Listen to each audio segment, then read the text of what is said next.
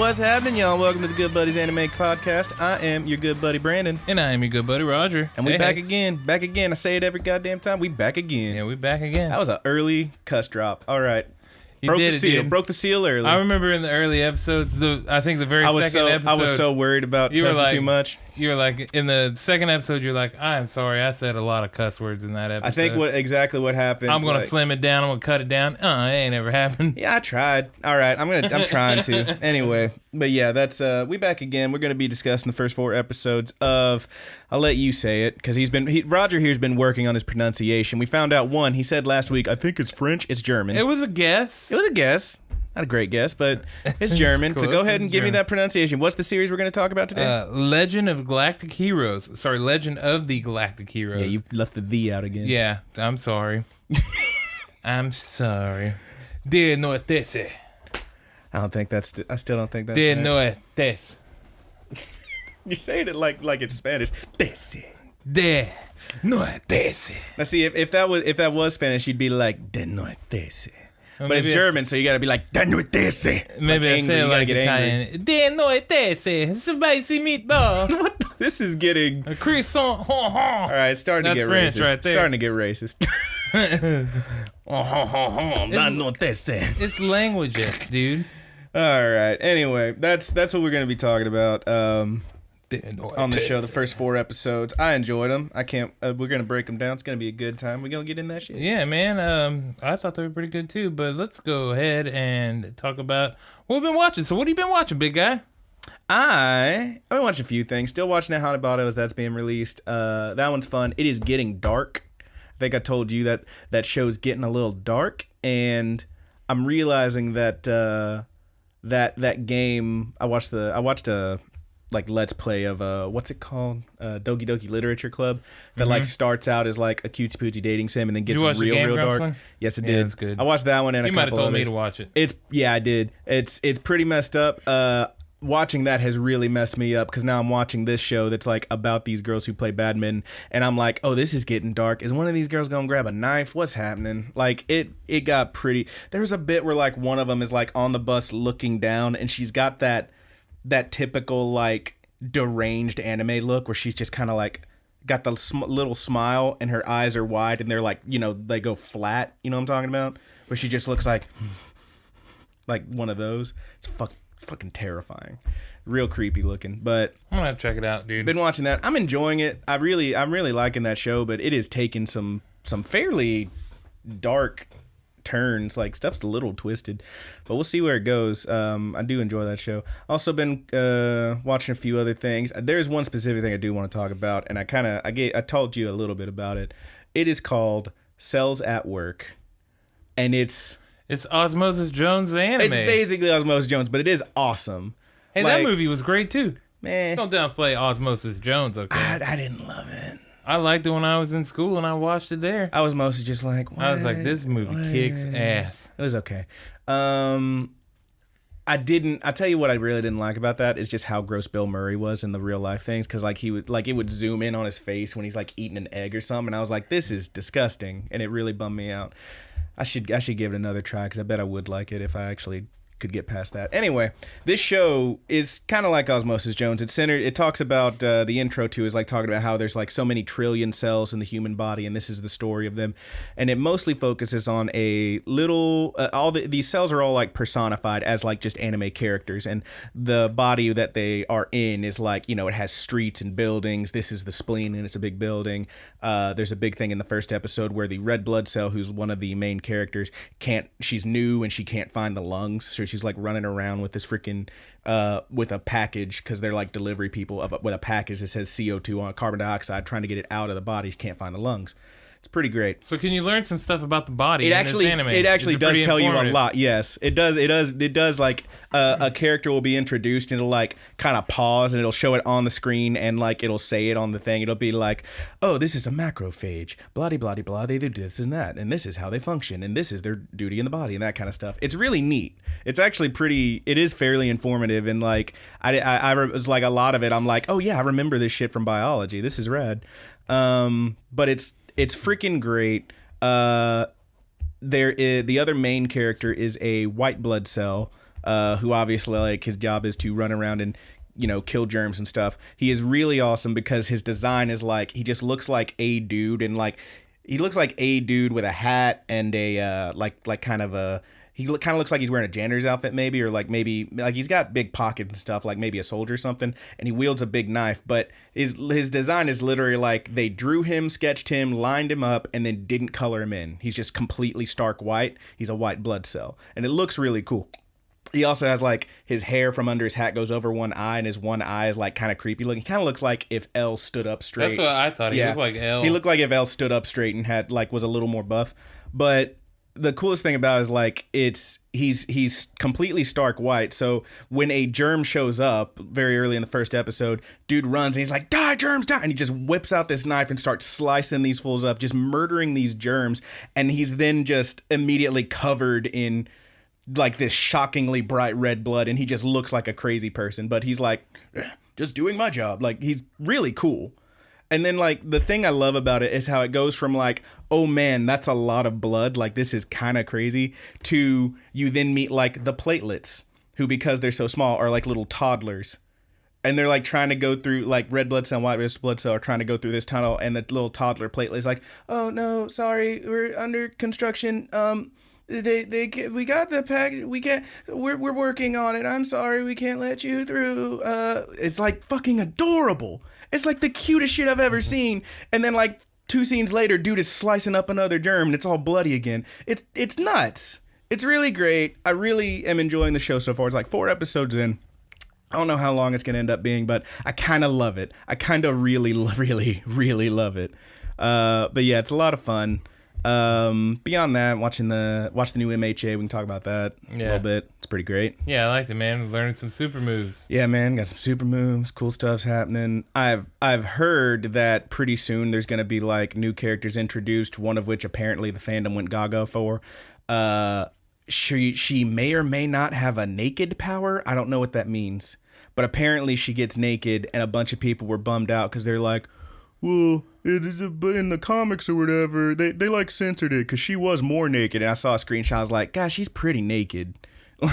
So I don't know. We'll find out. I don't know what the deal with that is, but we'll find out soon enough. I could find out already if I bothered to watch the subtitled version, but come on. You know what? Don't type in MHA naked girl. Oh no! Did you just Google that? Yep. Probably close that bad boy out real quick. Like, whoa! Don't lie. You bookmarked it. You save it for later. I sure did, man. You're the worst. I got it saved up so I can bop my baloney. Yeah, Roger's gonna drop that one in a few times because he just introduced me to the term "bop the baloney." Yeah, my mother has been staying with us, and oh god, because she's sick, so we're working on getting her into some care, but until that time she's living with me and my girlfriend.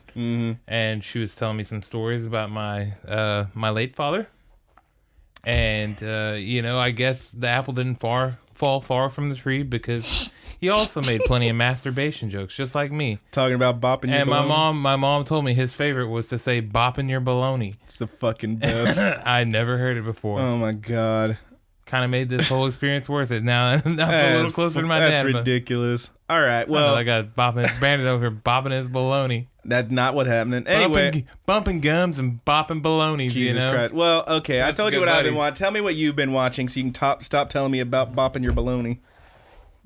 Fucking dink. Tell me about it. Tell me about it. Baloney. Okay, buddy. I have been watching. I've been watching Darling in the Franxx. Still going on. I'm still quite enjoying it. I'm right at the next session that I sit down and watch. I'll hit the big controversial episode where people had to write about. So next week I should be able to fill y'all in a little bit on that and my thoughts of it. The whole Bitchy Go episode. Yeah, we'll see what that's about. But so far I've really been enjoying that anime. I did check out a couple of new ones. I checked out Project Magic Girl Rising, I think is the name of it. Let me see. Yeah, you showed me like Magical Girl Raising Project. Yeah, you showed me like just the first screen of it, like but without clicking on it or anything. And I saw, I'm like, well, that looks like a little magical girl. It's also tagged as mature. What's happening here? Yeah. So essentially, I've only seen the first episode and it didn't give you a whole lot. It starts out and there's a very bloody scene going on and one of the magical girls is breathing very heavily. There's a monster in the background and it just looks like there are other magical girls dead all around them. So it's Blood like is everywhere. It's like if one of those little cutesy poot magical girls animes also like there's a lot of gore. Yeah. Essentially, and it doesn't sound like my jam. The first episode, well, I don't know for sure yet. I'll have to tell you next week. Maybe I'll check out another one. The first episode, it shows that, and then it just drops you into the real world, and it's very mundane. This girl, the main character, she is a little older. Her friends kind of make fun of her for liking magic girls and stuff like that. She plays a phone game, a mobile game. It's like a magic girl RPG. There's some flashbacks and stuff about her best friend that watched magical girl stuff with her. It was a guy. But 1 in 10,000 players, 1 in 100,000 players, some extreme number like that. Become like real magical girls. They get the opportunity, like the game watches them and, they don't know this is happening, but then the game presents itself to them and it starts talking. Like, holy crap, this is really happening. And it says, hey, we have real magical girls that go out and help people. They're like superheroes. It shows you like some blurry pictures and stuff or whatever. And they tell the main character, we have selected you to be a real magical girl. Sweet. And she's like, oh yeah. Hell yeah. I want to be a magical girl. Do my little transformation. So she becomes a magical girl. The little laser wand with a heart on it. Yeah, she is the most stereotypical looking magic girl of the group of magical girls. It's all pink and fluffy. Yeah. She got like flowers and stuff on her. Hell yeah. And then the other main character you kind of learn is the guy that from her childhood that also really liked magical girls. And he also turns into a magical girl? Yes. Hell yeah. He turns into a magical girl. And they start to partner up. And the very last thing you get in the episode or whatever is they're saying, there are this many magical girls right now, but we're looking to cut it down to like 8 or something like that. So it's like the Purge with magical girls. Yeah, so it's like hinting like these magical girls are going to start having to kill each other. Some fucking stay magical girls. Some damn oh hell, what's it called? Battle Royale, magical girl battle royale. So we'll see how that goes, man. That sounds kind of rad. You get a few more episodes in. Let me know what's up. Because I don't know. The first episode started out like it was really interesting, and just reading the premise of it, it seems really interesting. But once you got past that first part, like okay, this is kind of boring until you figure out one of the magical girls is her friend that was a male from before. That's kind of rad. Yeah, kind of cool. And then the other one that I checked out was How Not to Summon a Demon Lord. I think it's called what it's called. How Not to Summon. Let's see, make sure. What's that all about? How Not to Summon a Demon Lord. These so this is one of these online game ones, like where they're playing in an MMO or whatever. And this guy is so OP, nobody can touch him. He's the best. Yeah, he like the only thing he hates more in the game than yada yada is whenever couples come to approach him because there's no room for couples in the game. And sounds like a fucking weirdo. All of a sudden he gets so he's like you because he's so good at the game, right? Yeah, he's so good at this game. He's the very best. Just like me. Yeah, Roger. Just like Roger. And he goes, he gets summoned in by these two girls, but he has reflective magic, so he's supposed to be a slave to them. But they're slaves to him. Yeah, but they have collars and stuff on their necks, and there's giant boobies, and it's very harem-esque. Jesus Christ. But you and your titty anime, dude, I didn't know what that anime was going to be, and actually, I wasn't too into it. Yeah, I was like, this isn't great. It doesn't seem like it's gonna have that really cool story like DxD does. Yeah, I think I'll give it 2 more episodes. Yeah, I'll probably give it a couple more. If I don't see enough titties. Hey man, if I get a chuckle, man, I'm usually happy with it. All right. But other than that, I watched the new MHA, new Full Metal Panic, all good stuff. Hell yeah. And I'm excited to see some more. Sounds like a good time, man. It was a good time, man. It was a good time. So, you ready to talk about some De Norte? Let's break it on down. Let's talk about that intro first. We talked about this a little bit. Yeah, song rules. That song kind of rocks. I kind of love it. The first couple of times I heard it, I was like, whatever. But then I was like, it's kind of awesome. Because, like, it really sounds like it really, with that and the visuals, it really gives you like the way the music swells and shit, and like how it fades out at certain points. It really gives you the idea that you are going to watch a very like epic space opera kind of like this romantic war movie, which is pretty rad. And it really conveys that well, I think. But yeah, the song is called Binary Star, which is kind of awesome. And I know I didn't realize it at first. I don't think Roger did either. It is in English. Yeah. It doesn't. I couldn't understand a word of it. I mean, obviously the English doesn't appear to be the person's first language or whatever. There and he tried to have me point out some words. I was like, "What do you think it's saying here?" And he was like, "I think it's saying the name of the anime, Neue." And I'm like, "No, that's binary." Like it's the name of the song. I looked up the lyrics and shit, and it's not just me, because like a couple lyric sites had like the wrong lyrics and shit for certain parts. The song's pretty sick though. I really do enjoy it. It is a good song. Like to say nothing of like the melody's rad. Fuck like whether or not you can understand it. The song's just good. I like the whole intro sequence too. The whole intro sequence is pretty sick. I really enjoy it. Gives you like an overview of the characters. You see some ships in combat. You see blasting and fighting and all that stuff. And the song just all together that kind of like pulls it into one. I will say I think my favorite thing about that song is that the melody of the chorus sounds exactly like that. What's the name of the song by Starship? Nothing's Gonna Stop Us Now. You sing it a little bit. Because so the melody of the song of the chorus on the song, on the actual anime is like burning candles in the something words, and here are more words, and that song's like shape of an L on his forehead. That's not how that goes. I say yep. Nope. But that fucking Starship song is like, build this world together, standing strong forever. I'm like, this is literally like they changed the bit at the end. Like they go like the Starship song goes down. These guys go like back up. But it's like, y'all, straight up, it really sounds like they bit that melody, but whatever. It's still good. I love it. It's a really awesome song. It's really great. It's a fairly common melody. Before we get too far into it, let's give a little bit of the backstory on this show. So yeah, it has been around for a while. Okay. Not this one in particular. Like the straight up like 80s is when like I think the original novels and then the manga, and then like no joke, there's been like several different manga runs. This is I think the 6th animated series of it. Because like they just keep remaking it and shit. There has been a play. There has been a musical from the Wikipedia page that I read. I mean, I was asking Roger, I don't know if this is just a trend that I never knew about or if it's just all happening now, but like this is like the 4th or 5th show I know of that like, you know, was remade from an old series or something. The original novel run was... It's like 80 something, right? 82 to 87. Yeah, and then there was the manga based on that, then the anime based on that, and et cetera, et cetera, et cetera. It's, I mean, I get why it's been remade so much. It is fascinating. I really, like, in just these 4 episodes, I find that, like, I feel like I have a very good understanding of these main characters, and, like, I am interested to see, like, what's going to happen and whatnot. The original anime started in 1998. Hell yeah. And it finished in March of 1997. It's like 110 episodes, right? It's 110 episodes. Gee, and people, this does have a big following. Yeah. People really love this. And so in this anime, too, you'll see, so you're going to have some very large-scale space battles. Yeah. And take this back to that. This is 110 episodes pre-2000. So all those space battles and stuff are hand-drawn. Hell yeah. So the scope is probably smaller, but I feel like I gotta check that out. For as many people, I really need to as well. I've known about the older anime. I just had never watched it. Now I'm very curious because I do like things like Robotech and stuff like that.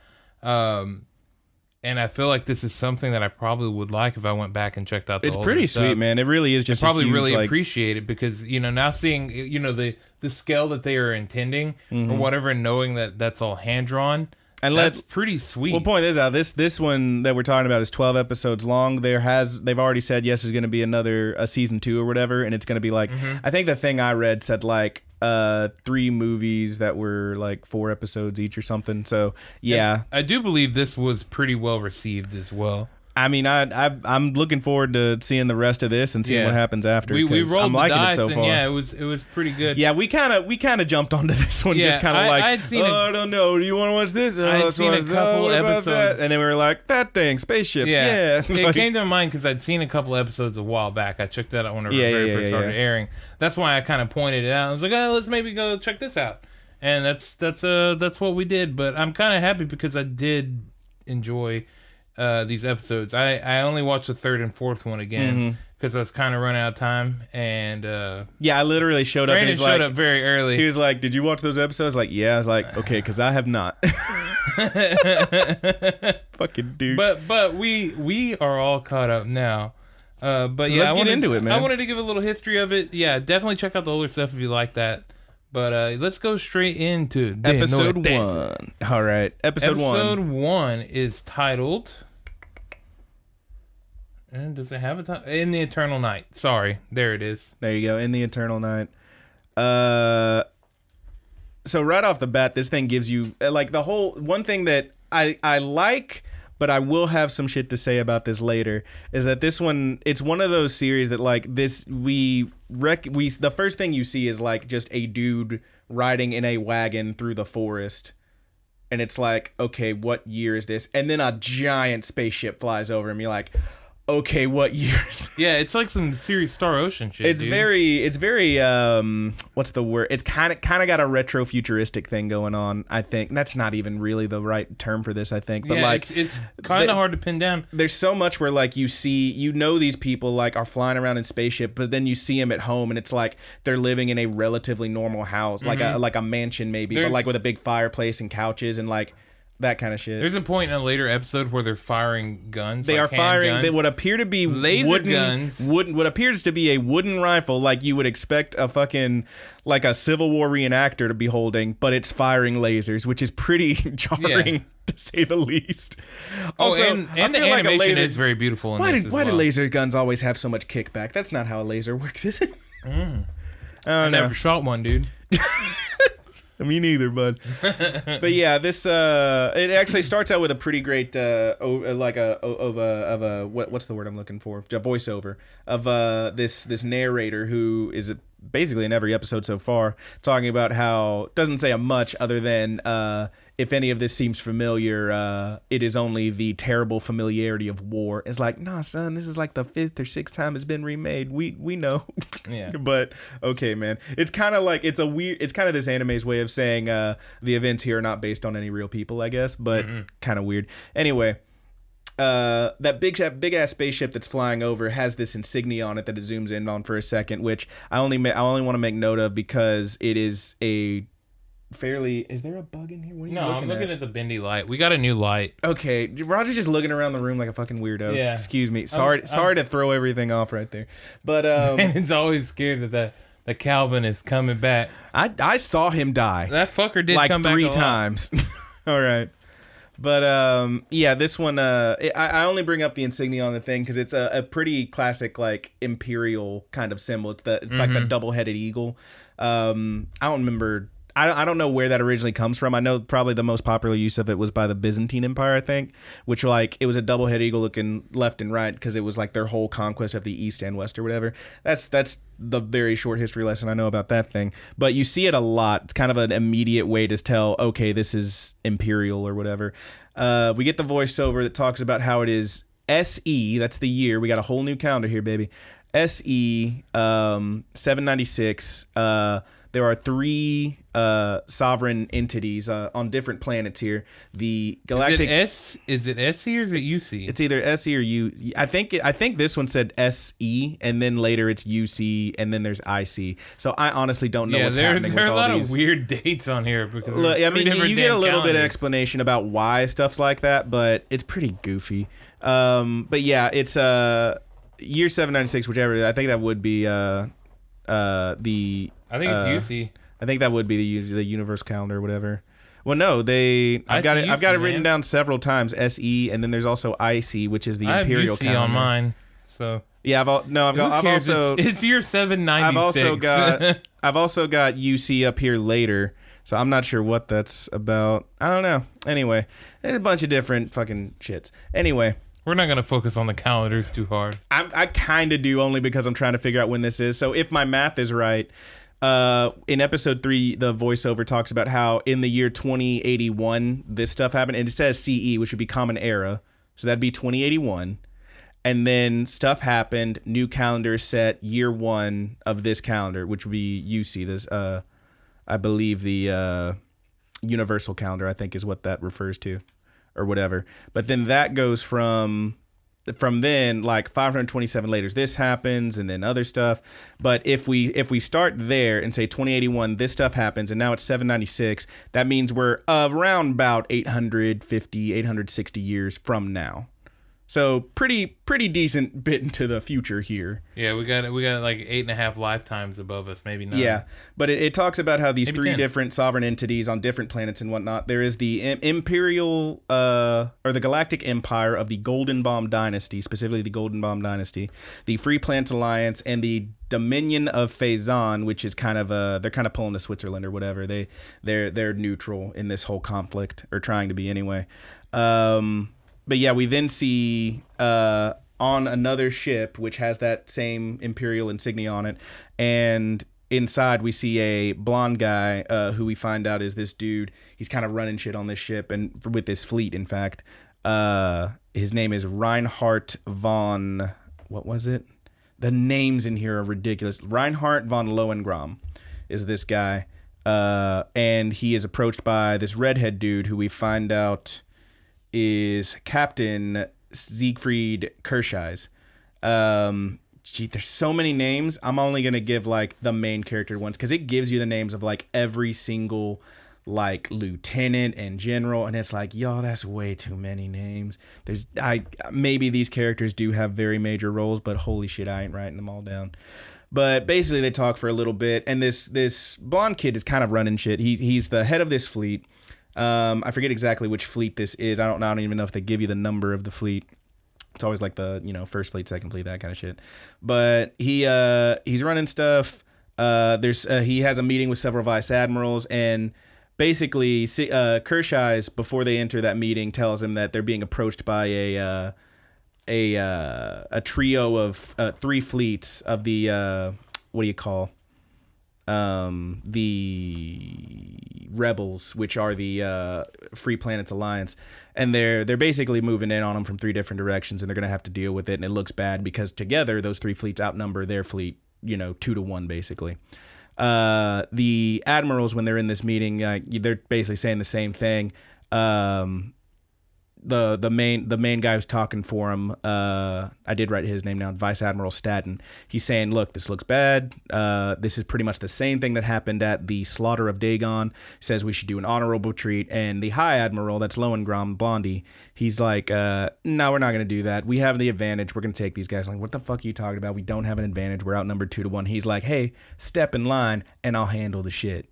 And they're all like, well, this fucking guy. Like, they're just talking shit about him. They have no faith in him. They're like, we're absolutely going to get demolished. We need to leave. This guy's going to get us killed. He says, no, there's no honor in retreat. There is honor in fulfilling our purpose to the Kaiser. We're doing this. I'm handling it. Step in line. They talk some shit. Kaiser, not to be confused with the role.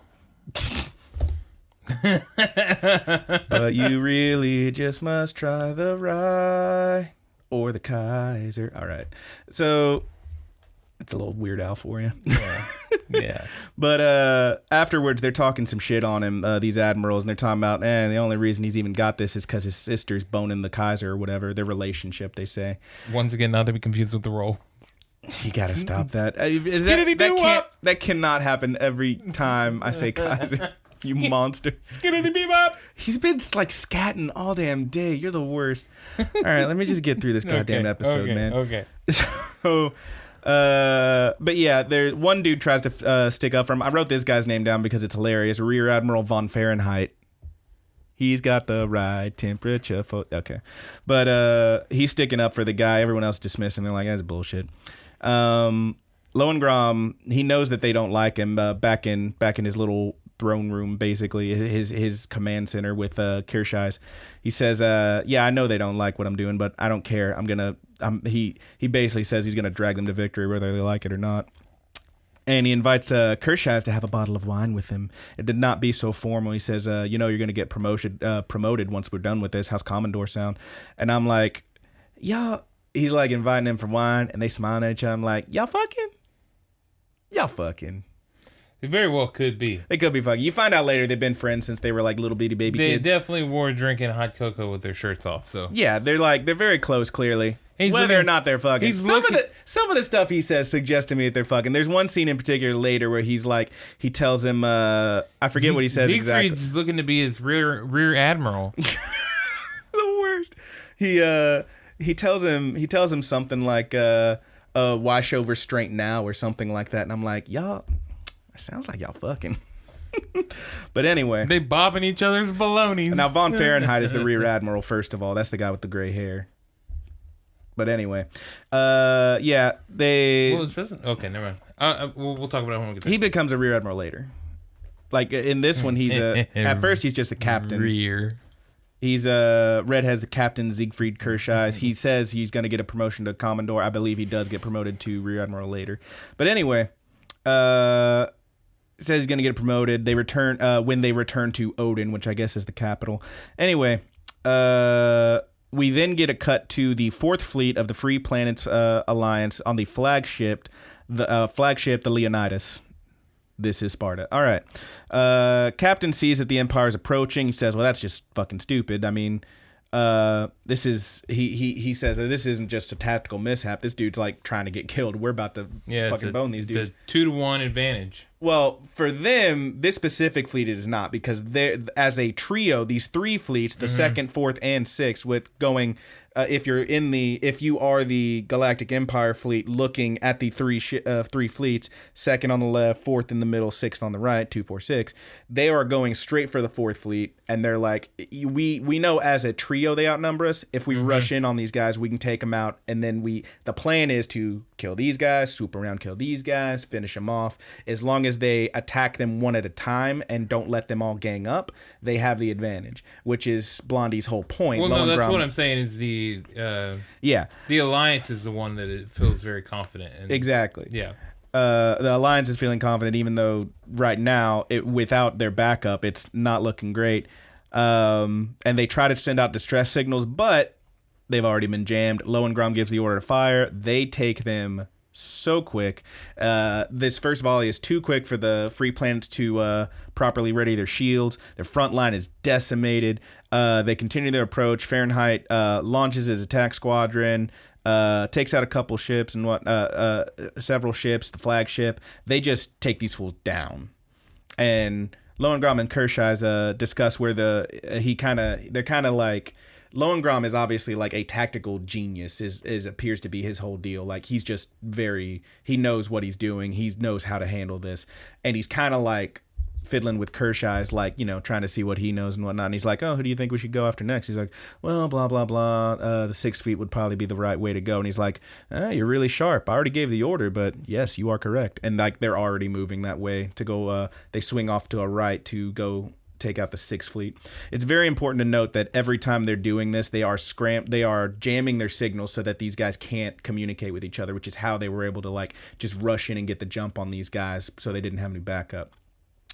So yeah, they've already decided to attack the right flank, so they're going that way. They basically just slam through these guys. They're swinging a right, going to come up from behind the 6th Fleet, and that's the plan. Orders given. They're going. Kirscheiss is concerned that the enemy may have already figured out their plan. Lohengrin says, well, there's no way they would. If that was true, then they would have already been combining forces. That's the only chance they have. They don't know. They don't know anything. Kids these days, they don't know. They don't know. Kids these days.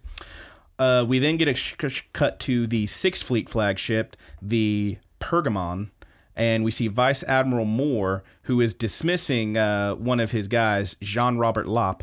Lopp is telling him, no, it's definitely, listen, we're going to be attacked. It's the Imperials and whatnot. And he's saying, there's no way we would have heard from the 4th Fleet. Nah, you wouldn't. They scrambled your shit and now they dead. So when the ship then starts a rocking from fire, he's very caught off guard. Of course, Jean realized it already, but they get up to the command center. They starts giving orders. The Empire actually gives them the opportunity to like surrender and whatnot, but the commander there, Vice Admiral Moore, says, no way, I'm not planning on dying I'm not gonna retreat like a coward. I'd rather die. He ain't giving it up. And he does in fact die. Yeah, they drop their jamming signal to send that offer and whatnot, and he says, no, we're not responding. I won't die like a coward. And of course they end up dying. Not like cowards, but I mean they do die. Yeah, I guess.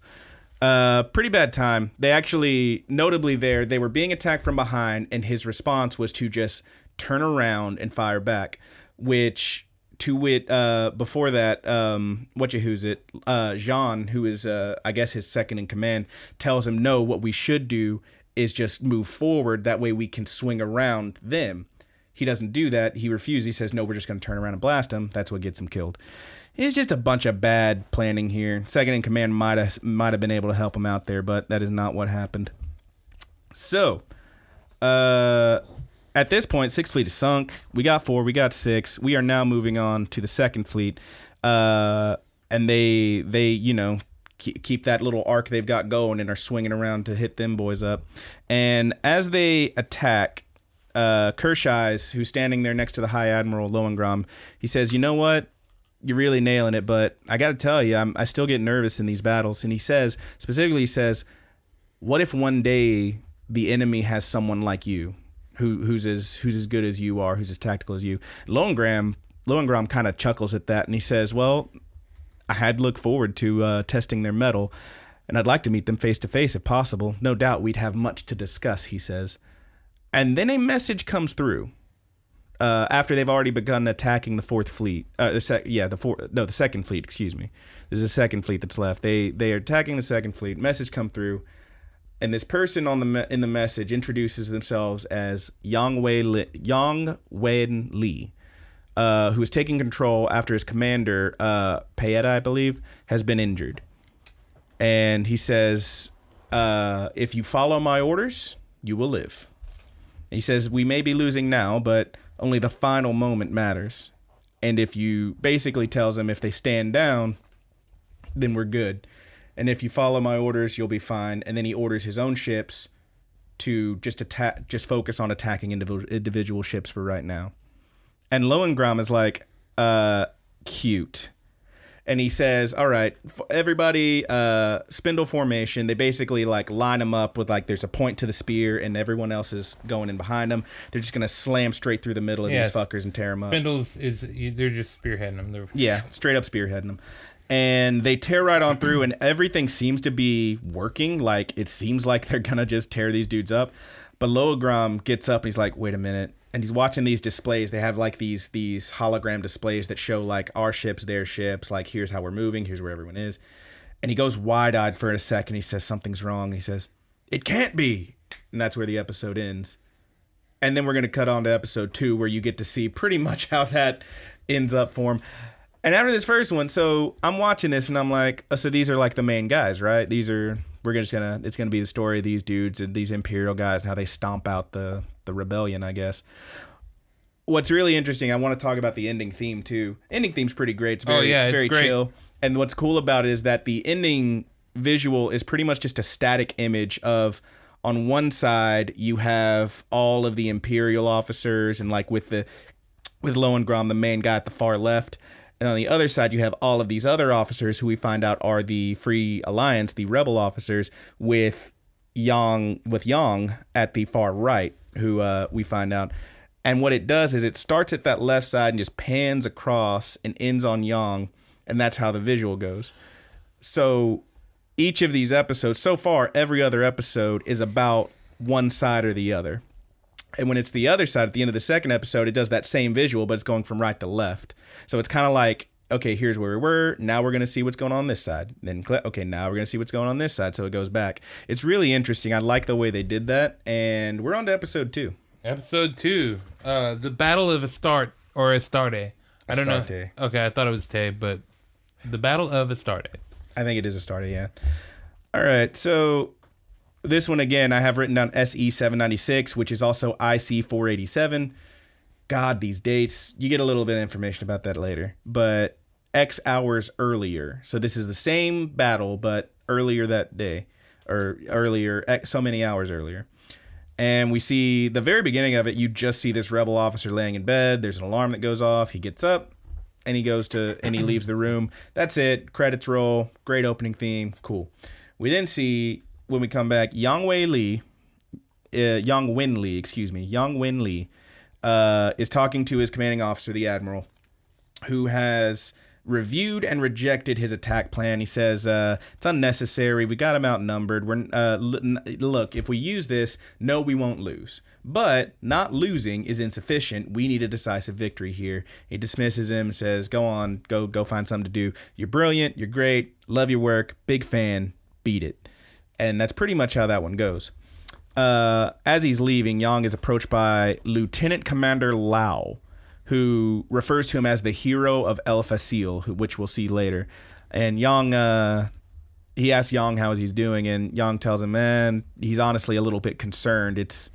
He knows that they clearly have an advantage here, but he thinks it's unwise to underestimate the enemy, which is exactly what the superior officers have been doing. And we see every time they've underestimated them, it goes very badly for them. We know how this story up to a point plays out. And in this episode, we're going to see it from the other side and then the conclusion, which is pretty neat how they do that. Lau tells him, don't feel so discouraged. He says, in one of my previous missions, I was one of only 3 survivors. I've got the devil's own luck, so we're gonna be fine, I'm sure. And Yang's kind of like, fucking weird guy. And then we go to the next scene. So, still on that ship, the commanding admiral, is shocked to find that the Empire is not where they had anticipated. He is pretty upset by this, and Yang isn't happy, but he knows he was right to be concerned about all this. And he suggests that they rendezvous with the Sixth Fleet to present a united front, and the admiral refuses. He says, no, if they're not here, they're attacking the Fourth Fleet. We need to go and support the Fourth Fleet. I'm not going to let those people just die. And Yang says, sir, they're already gone. We need to focus we need to unite so we can, really handle these guys. He refuses. He doesn't do it. After this conversation, though, Yang goes over to one of the computers and starts like fiddling with it for a little bit. He's doing something. We don't find out until later what he's doing. But after this, Yang gets a call from his good buddy, who we know is about to die, Jean Laud. Oh, no, not John. Not Jean. But yeah, they both see the writing on the wall. Their superiors will not listen. We already know that Jean is unable to convince his superior in any kind of way that might help him. And their whole ship ends up very, very dead. And Yang is in the same boat, basically, but he's pulling what little strings he can. And Jean tells him, listen, if anything happens, you got to take care of Jessica for me. And Yang tells him, don't talk like that, you son of a... Listen, you can't do that. We're going to be fine. We're going to make it out of this. And then the signal goes dead. We see the last moments of the Sixth Fleet again, with them being destroyed. And we now know our good buddy Yang, his good buddy Jean, is gone. Yeah. Jean gone. Jean gone, but Yang is on. That was off the dome, baby. Straight off the Dizzity dome, You should have told me you were going to do some dome knowing, man. I would have put some music to a little scooty doo bop. I knew it was coming, you son of a bitch. All right. So Yang again tries to get his admiral to listen, to see reason. Before they can come to any kind of resolution, they are attacked. It is now the Empire is moving on the Second Fleet, as we saw before. Yang and Lau are the only 2 on deck left standing after this attack. Everyone else is either injured or dead. You actually see these little robots fly out and like seal up the cockpit of everything of this command center. And yeah, Yang and Lau are the only ones left standing. The admiral is injured and gives control to Yang. And Yang sends his message, the one about he records this message and sends it out. Again, their signals are jammed. The only reason that got out is because the Empire dropped them so that they could. And he gets that message. So it's an important thing to note here that their signals are jammed except for like these short range frequencies, which is why he was able to get that out. Further, they are watching everything they do so that if these guys do try to communicate and say, okay, left flank do this, right flank do that, then they won't be able, they'll know what they're doing, they'll know what they're planning, and the Empire's going to be able to counterattack. So it seems very hopeless here. Like, if these guys move in and they move in the right way, which of course they will, they're fucking soldiers, they're going to handle business. It looks bad for Yang and his entire Second Fleet. But Yang has a plan. The Galactic Fleet is again running through. They're doing their spindle formation. Comms are still down, and he tells Lau, all right, we know they're watching everything. Just tell everyone to open code C4, which is, I guess, like a file that he was fiddling with earlier that we saw. And he dropped into this thing and said if they open that, then that's all they need. That's innocuous enough that the, other side, even if they know that they're opening this file, they're going to be like, okay, what the fuck ever. It's just a file. It's not actual orders, but it's orders inside that file they find. The other ships do so. They find plans for this exact scenario that Yang had made way back when the Fourth was under assault. Dude saw like 8 moves ahead and was ready with this one. As the Empire is breaking through, the ships actually split, and they just kind of divide. A few ships in the middle are lost, obviously, with all the fire and whatnot, and then blasting through. But they split off, and then they manage to converge around behind the Imperial fleet and are now just tailing them, blasting at their tail end. The Imperial fleet, unlike fucking Mr. Second over there, who was like, we'll just turn around and blast him. No, they're like, no, the only How one did that guy get his job, man? He's just great. No, the guy that just got him all blown up. He's like, just turn around. He's just bad. He clip it off a cereal box. What happened there? Maybe. I mean, some coupons. This is a thing that Yang says later. When you're certain of your these guys, remember these are guys that outrank everyone else. They got there because they are military heroes. They did something. They worked their way up the ladder. They are in command. And he says later, when you're so sure of your plans, you are blinded to what's happening, and that's how you end up dead. That's exactly what these guys did. They were so sure that they were right. They didn't want to listen to anyone else underneath them, even though those are the people who had the right ideas. Which I think is going to be a theme throughout this show. You're probably right. Yeah. But, unlike those guys who like turned around and got blasted, this guy says, no, if we try that, we'll just end up dead. What we got to do is push forward, circle around, and attack their back end. And they do so, and they end up forming this crazy, which is essentially like a double Ouroboros, like 2 snakes eating each other's tail. They're just, the front of this one's blasting the back of that one, of that fleet. The front of that fleet's blasting the back of this fleet, and they're just slowly whittling each other away. This keeps up. They just all end up dead, most likely.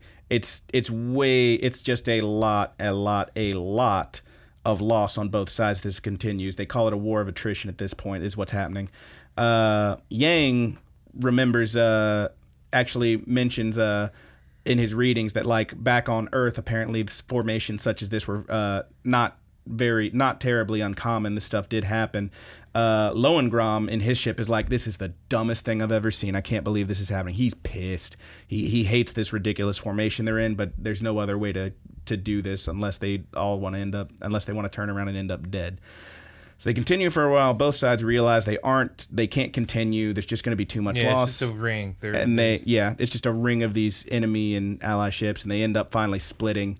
And Lohengram regrets not being able to finish him, but Kirschais reminds him that given the previous odds, this was more than a minor victory. Like, we had no chance. You got us that close to winning, which is pretty amazing. Also, Lohengram, I think he wasn't too upset because there was a worthy adversary. Yes, that's exactly what he says next. In fact, he's impressed by Yang, and he actually has a message sent to him. And back on that ship, Lau receives that message and relays it to Yang. He says, doesn't say a whole lot, but it says that was a battle well fought, and until our next encounter, High Admiral Lohengram, or whatever his title was, he kind of just, and Yang's like, oh, that's high praise, okay. And Lau's like, do you want to respond? He's like, no, they're not expecting anything. Let's just get back to base so we can, get the wounded home and whatnot. He just sends him one back over. Thank you! Fucking worst! Why are you so bad? Thank you! But yeah, all in all, they suffered, the Empire, suffered some casualties. The free planets suffered 10 times as many, but they did, the voiceover at the end says, they did succeed in halting that Empire's invasion of the Astartes star zone. This was a lot lost. Could have been so much worse, because if they hadn't managed to stop them there, they were going to just keep on continuing and just take everything, most likely. It would have been real, real bad. Yang's a goddamn hero. 2 times, apparently. Yeah. We get to see how he got the first time hero commendation in episode 4. But right now, we are on to episode 3. Episode 3. an indomitable prodigy. Yeah, man. So we get another. This is where we get a lot of the backstory. Yeah, we better get some Coco with some shirts off up in this mug. That does happen. Yep. So here it is. This is where we get some Brandon, more backstory. you want to sit back, dude, take our shirts off and have a little bit of Swiss Miss? I mean, not particularly. It's too hot for Swiss Miss, bro. Are you a Lando Lakes kind of guy? It's way too hot out for Coco. You right like now, bro. like Hershey and just the pot. I can maybe do a bowl of ice cream with you. Dude, I got some cookie two-step in there, some Bluebell cookie two-step. I don't know what that is, but it sounds delicious. It is delicious. So I got me a gallon of Neapolitan at the house. You know I love my Neapolitans. Before you want to leave, dude. Before you want to leave, are you gonna kill me? What the? We can rip these shirts off, dude. Go grab us some ice cream. Let's not rip our shirts off. I am down for ice cream. Okay. Well, you hear that, guys? One or two, it's perfect. The fucking sounds good to me. You're so bad. You're the fucking worst, dude. All right, it's episode 3. The best. Skibbity beep bop. Yeah. So we get the backstory here in the voiceover that talks about how I don't know if they can hear the car in the background, but this fucker's had their car on forever outside. Just drive, dude. Just drive. No one can hear that. You're really stressing about dumb shit, man. I always worry about it's it. It's gonna be okay. Look, let's just. All right. I just gotta scat my stress away. Skip it up, Buddha. Scat like music, not shitting on people. Yeah. Right? All right. Maybe a little both. Who knows? Jesus Christ. All right. So this is where we get the backstory. In the year CE, so Common Era 2081. So that would be like, our calendar 2081. Humanity as a whole basically decided we're leaving Earth. We're going to Theoria in the Aldebaran star system. These fucking names. We basically figured out interstellar travel. We found another planet. That's where the seat of power was moved. Humanity's seat of power was moved. The Galactic Federation in 310. Basically, this dude named Rudolph Goldenbaum is elected the president of the planet and the humanity in general, I guess, because we managed to figure out humanity and not just nations now. Whatever, man. There's a lot going on in here. 2081 seems pretty early for all that. Like, we figured out humanity as a whole instead of just this nation, that nation. But dude is basically elected to run shit and then is also made the prime minister because that's not enough. He's got all the power. And having all the power, he says, hey, I've got all the power. And he declares himself the emperor. The Federation is dissolved. He sets it so that a subset of the nobility rules everyone underneath him. If you're rich, if you're powerful, you got it. Everyone else, get bent, do what we say. And that's what happens, basically. And they start the IC, which is the imperial calendar, I would guess, is what that is. After his death, because eventually he dies, he's still just a dude after all, even if he has all the power and is declares himself the holy sovereign and whatnot. After his death and whatnot, there's a bunch of riots, and in IC 164, Arl Heinessen leads a group of Republicans to escape the Empire. Should note that when I forgot this part. When the shit was all moved to this Theoria place, that's when they started the new galactic calendar, which earlier, again, I wrote down like a few times, so I'm sure this is what it said, SE 796. But then I also have written down UC, so I guess, two different things. Some amount of time after that is when UC, that was it. In UC 310, that was the universal calendar. I don't know what that stands for. That's when Homeboy started shit. 164 years later, this R. Heinessen guy,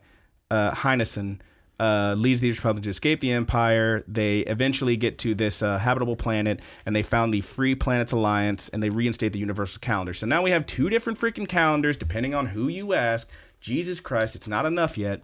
In the year UC 527 and IC 218, which are the same thing, that's when the war really starts off, and 150 years, basically, is where we're up to now. All that war. Okay, there's your backstory. Roll credits. That happens. So, when we come back, Lohengrin is being commendated by the Kaiser. Not to be confused with the roll. Had to give him a second. Sorry, my brain was still melted by trying to figure out all these dates. There's a lot of dates. These damn calendars, dude. These calendars are I ridiculous. want to drop these calendars, dude. Yeah, they're man. hard. There's a lot going on there. But basically, he is being declared the Imperial Admiral. He now controls straight up half of the full armada in this year 487 IC. So that's where we're at now, which of course would be the 796 or whatever in the other one. Yeah, 796 in the other calendar. Yeah, I'm gonna try to drop the dates from now on because shit gets confusing. The big reason I was looking at all those. In the Universal calendar. Yes, and keep in mind that's when the space battles took place, though. That's when that's what I'm saying. Okay. This is right immediately after the space battles. Okay, he's being commentated. You just watched it, bro. Yeah, I know, but dude, these dates, I'm telling you, they're throwing me off. Point to keep in mind is that assuming that the 2081 was in fact in regular ass Gregorian time and all that shit. That plus the 796. 2081 was Space Hitler, right? No, 2081 was when when they started the new calendar, and then 310 was of that Space one Hitler. is when you had Space Hitler. Rudolph is basically Space Hitler. But what I'm saying here is 2081 plus 796 tells us when in our time this would be taking place. You want to do that math for me real quick? Say it one more time.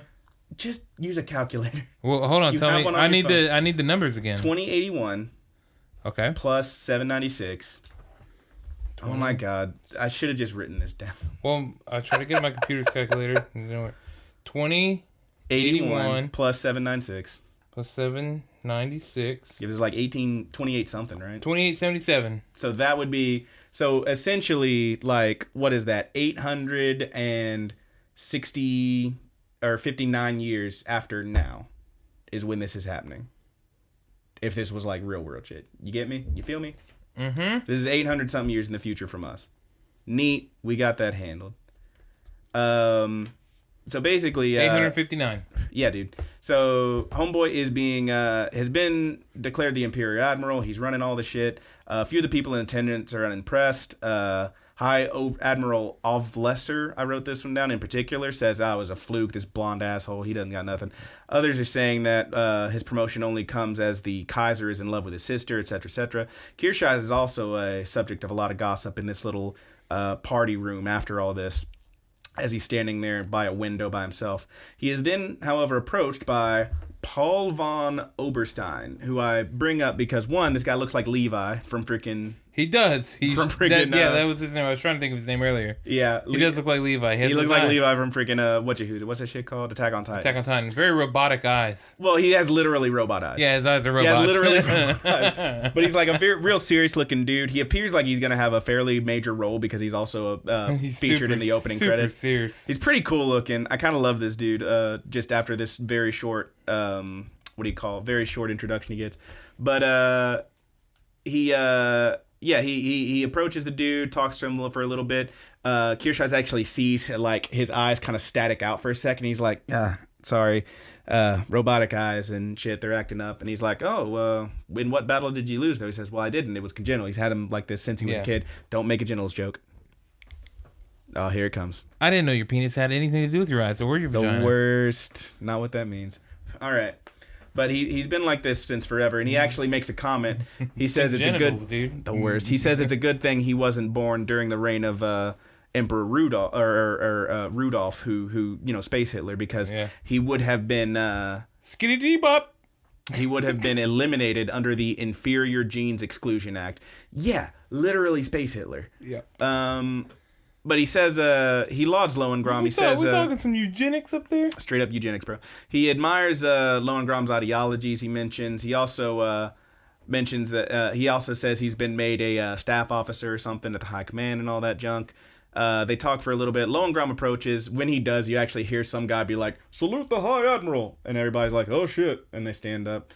But Lohengrin approaches, everyone's saluting. Oberstein actually excuses himself at this point, and Lohengrin and Kirscheiss actually, kind of fuck off after talking about that guy for a little bit. He actually, I think it's of note that this Oberstein dude made a mention of he would have been eliminated under Rudolph. He obviously...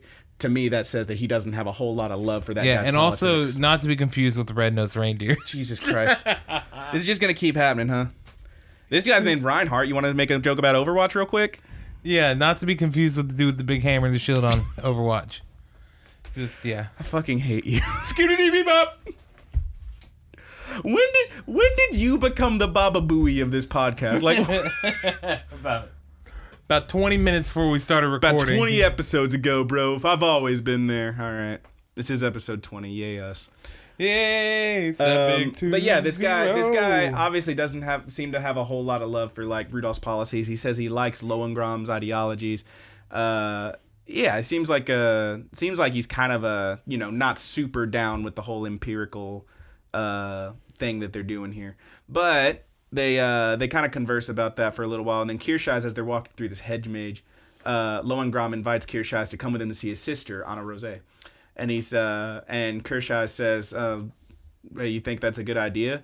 Which is when Lohengram drops another line that I'm like, you're fucking right. And he says, oh, come on, I invited you. There's no use in resisting. Don't resist me, Kirschais. They fucking, right? Yeah, maybe. I think they might be fucking. They probably got a private room on those big-ass battleships. It's kind of sick. It's kind of rad. All right. Flashback. Big old extended flashback for most of this episode. Yeah, biggin'. We see baby Kirschais, little redhead baby Kirschais, and he notices someone moving in next door. He's talking to his parents for a little bit at dinner or whatever. He's like, a noble's moving in. Didn't look like a noble. I'm a little baby. Look at my red hair. All right. That's not what he talks like. But later he's walking and he sees in the garden next door little baby Lohengram, whose name is not Lohengram. His name is Reinhard von Mussel here, which I don't know what that means. We'll find out, I'm sure. But they introduce themselves. Lohengram, I'm just going to call him Reinhard for this one since his name has changed. Not to be confused with the character Yes. Oh, shot already. All right. Reinhard actually says Siegfried. And it sounds like a commoner's name. And he says, but he then says, but your last name is very pleasant. It's almost poetic. It's almost poetic. Do you mind if I call you that? And I'm like, bro, that's adorable. But anyway, he's going to call him Kirschais instead of Siegfried. An older girl approaches. We find out that is Reinhardt's sister, Anna Rosé. She says that she hopes Siegfried will be good friends with my brother, she says. And she also asks if she can call him Zieg. So this kid's getting all the different names. Yeah. Freaking and great. Also, them bushy caterpillar yellow eyebrows. Yeah, they really go over. Sorry, not eyebrows. Eyelashes. They really go over the eyelash.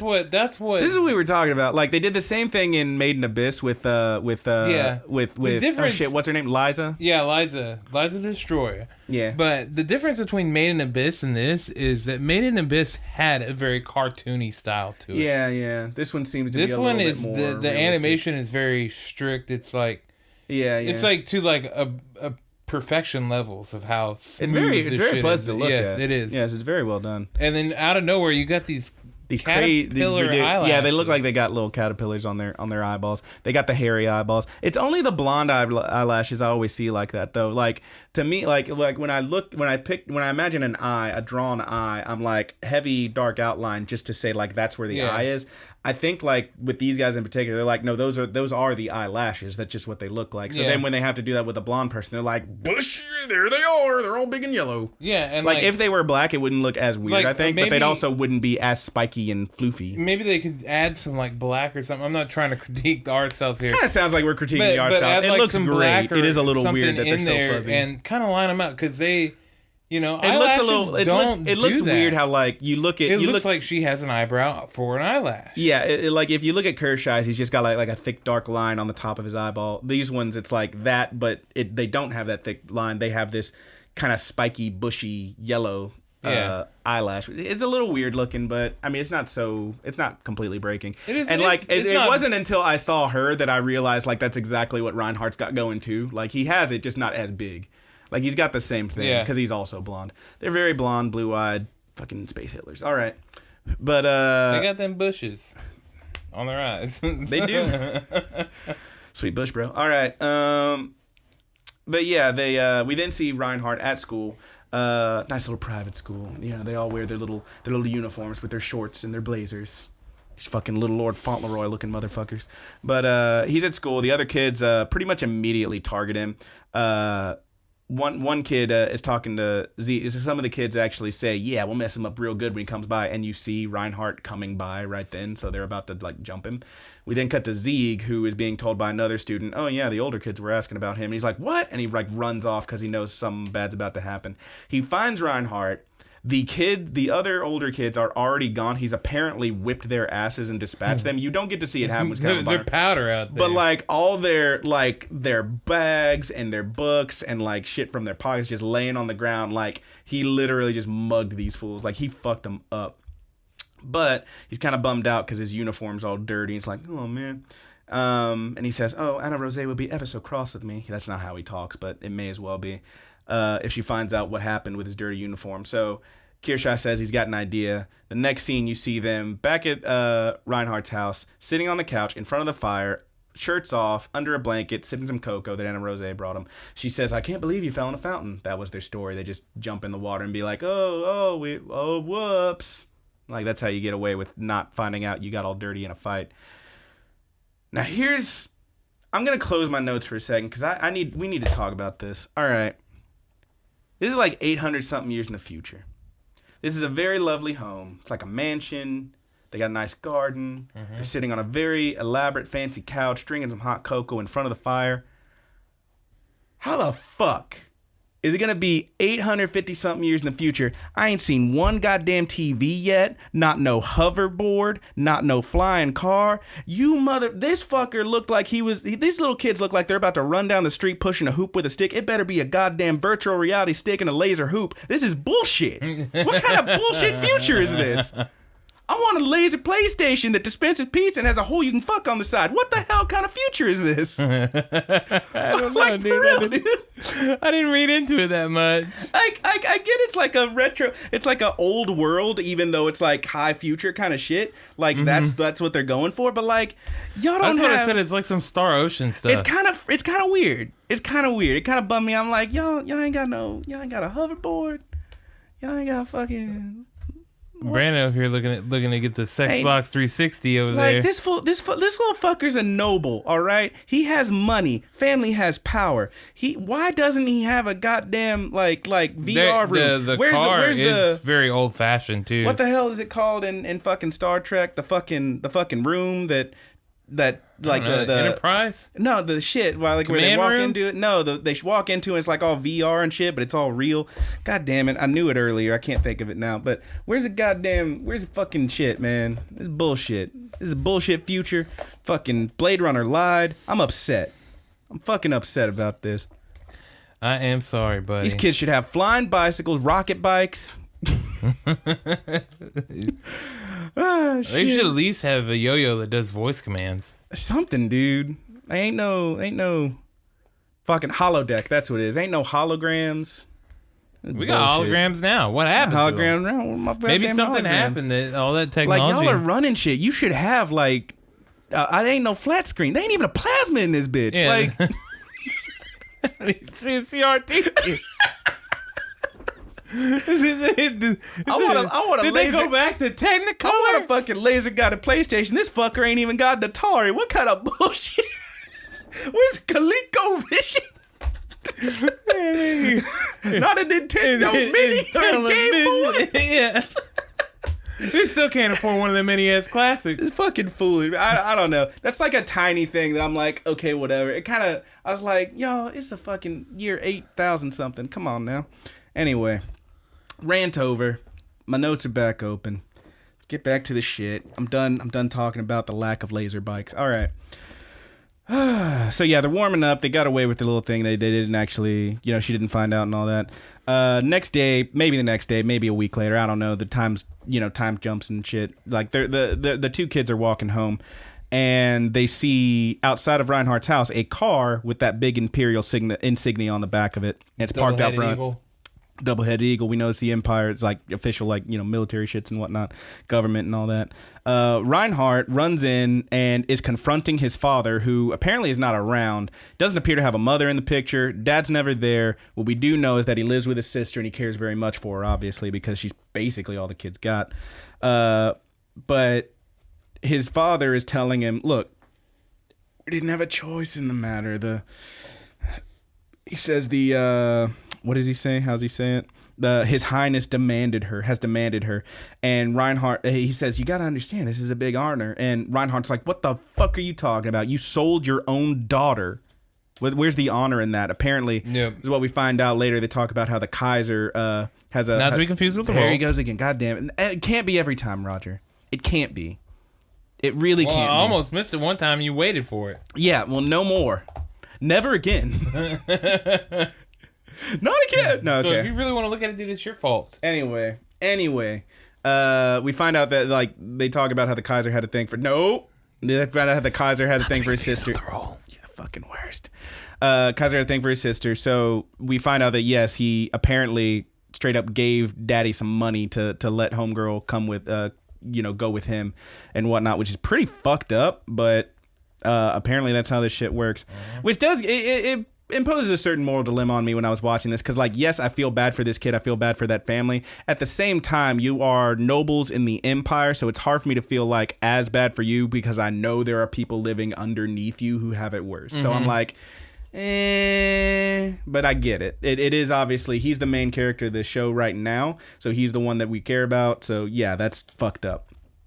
But he says you sold your own daughter. His Highness demanded her. No other choice, etc. etc. The boy is furious. Dad walks away. Sister comes up from behind him and hugs him and says it's okay. This is just how it is now. And they're both crying, and the kid is just still like shaking, like he's doing like the Arthur fist. He's like he's pissed. But we then see Siegfried out front, Kershai's. And sister's leaving. She's getting into the car with these government dudes. And before she goes, she gives Siegfried a gift, a little box, and she says, "Please take care of Reinhardt for me." And she goes, and Siegfried goes, and he's like sitting on a bench at like a park or something, and he opens this box, and it's a tasty slice of pie. She was actually making a pie earlier in the episode, I believe. It's kind of a thing to remember her by, because that's what she do. She make tasty pie. Kind of nice, but yeah, he's bummed out too. Obviously, Siegfried goes back to the house later that evening, and he like kind of just goes through the house, and Reinhardt's not there. He's gone. The house is in shambles. In fact, it looks like he just packed up. He just grabbed all the shit and bailed. He's just not there. An indeterminate amount of time later, but they're still kids, so maybe a couple weeks, maybe a couple days, who knows? Maybe a couple months, who knows? Maybe.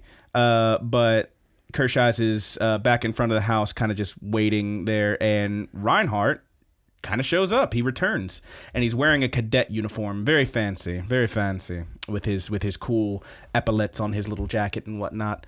And he asks Kershai's to join him. He says he joined a military academy. He says, "I want you to join me to be a soldier." And Kershai's like, a soldier? What the fuck? And he says, "It's the fastest way to get ahead in this world, the military. You and I, together, we will get my sister back." And we kind of get a view into this kid's, like, ideals and whatnot, how he cares so much for his family. He plans on climbing the ranks, getting up in the military, because that's the best way to get into the government and whatnot in this world. He just wants to get back to his sister. He wants his sister back. Just noble, I think. To an extent. And then shit goes different a little bit. Kershai shakes his hand. He agrees, and they do it. They both are in this military school. At the school, people keep talking about people. Let's give them something to talk about. Everybody's talking shit on this kid. Ryan talks a little bit of shit back. There's these kids who are sons of magnate, apparently. They have all these freaking servants waiting on hand and foot. And Kershai says, "Oh, man, how are they gonna survive on the battlefield?" He's like, "They're never going to see the battlefield. You kidding? Look at these little pussies. These fucking jabronis over here." Yeah, these baloney jabronis. Bopping their baloney jabronis. They actually, literally, these fucking kids are like riding their servants like horses in another scene in a second. It's pretty fucked up. But they go through their shit. You see them training, running. They're firing their laser rifles, which look fucking ridiculous. Don't say firing a laser. They are shooting the little laser rifles and shit. Nope, there it comes. Nope. I'm charging my lasers. All right. But yeah, they go through the shit. The next scene is them bopping their baloney. Nope. They are grown, they are adults, and they are graduating. Siegfried and Reinhardt both graduate top of the class. Siegfried salutatorian, Reinhardt kind of the, obviously top honors. Can you chill, bro? It's just so fast, dude. It's popping your baloney. Nope. Man. Skiddity popping your baloney. It just keeps happening, huh? Yep. But yeah, they graduate top of the class. Later, we see them walking through this poor part of town. We see people like, the drunk and destitute laying on the ground in the evening time as they're walking past him on the cobblestone roads and whatnot. And they stop in front of this huge statue of the guy, Rudolph. Space Hitler. Space Hitler, Rudolph. And the red-nosed Space Hitler. Not to be confused with the reindeer. And as they stop, they stand in front of it. Kershise is standing behind Reinhardt, and he actually like salutes the statue. And then Reinhardt in front of him says to him, Kershise, have you ever thought of it this way? And then we cut back to the present. We see a very fancy car driving up, stopping in front of a very fancy house. And Anna Rose von Grunenwald is her name, comes out and greets Kershise and Lohengrin, grown up now. And they hug. The sister and brother hug. They're very happy to see each other. Obviously, she's very glad to see Kershise as well. He's happy to be there. It's really nice. They look adorable together. They're all just kind of chilling out. And as the brother and sister walk toward the house, Kershise actually takes a second and says to himself that they haven't changed at all. These two, they're untouchable despite all they've been through. They haven't changed. They still love each other so much, and it's beautiful to him, as it should be. I mean, that's really nice that family can, despite being so far away and so much shit that happened, they still love each other so much. It's really nice. So they go in. Anna Rose finds a reason for Reinhardt to leave, says something about a bottle of wine. He's like, okay, I'll go find it. I get it. And she speaks with Siegfried for a little bit, with Kershise. And she says that she appreciates him staying with and watching over Reinhardt. And she also said that her brother is too headstrong, and she begs him. She knows he's talented. She knows he's good. She knows he's a prodigy and he's so brilliant. But that brilliance, she's so sure, is going to get him killed one day. He's going to fuck up and get in over his head and think he's got it, and he won't. And she's begging him to please just keep him safe. Just if you know that it's going to be bad, just stop him. Get him out of there. She's basically asking him to do what we saw earlier, the Free Planets guys, their commanders, when they were so sure their plans were right and their underlings said, no, this is not going to work. We have to stop. And they didn't listen. She's asking him to take that role, but actually do it. Obviously, she doesn't know anything about that, but I mean, she sees the writing on the wall. She knows this kid is so headstrong and that there's a good chance he ends up dead one day. And he says dead or a space Hitler. Dead, yeah, could be a space Hitler. But he vows to stay by his side. He says that he has his undying loyalty and whatnot. And he starts to say something else, but he's interrupted when Reinhardt comes back. And we see them outside for a second, Kershise and Lohengrin, and they're talking. And he says it reminds me of that night all those years ago. And we see them back in front of that Rudolph statue. And Reinhardt says, think of it this, have you ever thought of it like this? He says, the Golden Bomb dynasty is not timeless. This Rudolph guy, he was ruthless, but I mean, he just had good timing. He under the right circumstances, he was able to take over, declare himself emperor, and change the world. And he says, if he could just do all this, if he could amass all this power, do you think I could too? And Kershise is a little shocked at first, and then he narrows his eyes and he says, you know the answer. So please, go make the universe your own. And then they both kind of look up at the stars like, oh yeah, this is going to be us. And that's episode 3. Pretty good. Pretty intense ending there. I really like that one. That was a fun one. And then we're on to episode 4. Yeah, I liked it a lot. Episode 4 is The Unbeatable Magician. So we got backstory for that guy. Now we get backstory for this guy. Yeah. This one starts with a ship coming out of warp. On board, what appear to be these regular-ass civilians are preparing to disembark. There's a young boy who we immediately know is young Win Lee.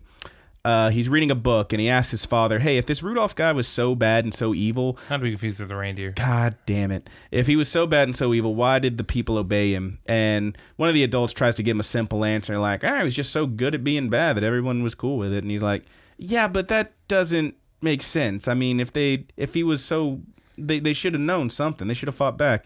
His father explains that slightly more depth. He says the truth is that people back then wanted life to be easy, and then he keeps talking while we zoom out and we go into the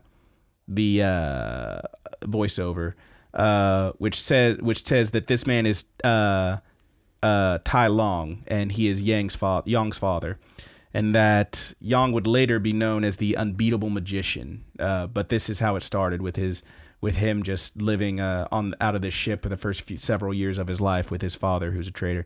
Interestingly, the planet that they're near when they come out of their warp or whatever, we see it later. That is El Facil, which we know, and we see in this episode. Yang becomes the hero of El Facil, and we get to see exactly how. It's pretty cool. After the credits, Yang's at the library, because having fun isn't hard when you've got a library card. Freaking nerd. Freaking bookworm. Giant freaking book nerd. I do want to point out there's actually a bit here where you see a guy like on a computer or something looking up some stuff, and I pause it. It's all in English, but it's basically just the beginning of episode 3 where the dude's like, in this year this happened, and Rudolph blah and this guy and that guy. It's like, okay, cool. But some girls who are actually walking actually kind of talk some shit about him. They're like, a soldier who likes to read? Shocking. He's like sitting on top of one of these rolly library ladders while he's reading this book. But then he hears music, and he looks up, and he goes up to the roof to find...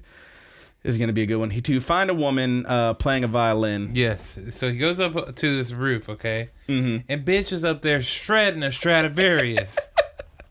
He said, so he hadn't watched the episodes. We watched these last two together here when I showed up. And when that happened, he's like, that bitch shredding a Stradivarius. It's not a Stradivarius. He's dumb. A Fender Stradivarius, you know? Foolish. Just Absolutely ripping it, foolish. dude. Just... She is playing the violin. He shredding that Stradivarius. He sees this woman playing the violin. She stops when she sees him, and she's surprised to see a uniformed soldier at the public library. And he says, "Oh, is there something against that? Some rule against that?" He's like, "No, it's just never seen it before. It's kind of weird." And he's like, "All right, embarrassing, thank you." And as they're talking, a light goes on her head. She says, "Oh wait, you're empty-handed Yang, aren't you?" And he's like, "What? How do you know that nickname?" He's like, "Yeah, you're the guy who showed up at the dorm rooms at the academy with like nothing. You had no luggage or anything." And he's like, "Okay, doesn't explain how you know who I am. Weird." And she says, "Listen, why don't you just wait with me here? Your answer will be arriving soon." And they talk for a while. He says he admits that he didn't want to be a soldier, but after his father died, he didn't have any money or income or any way to get the education he wanted. He wants to learn more about history, and the best way to do that was to go to the academy, the military academy. So that's what he did. He joined the army basically. He didn't really want to be a soldier. It was just the best way he could get into school.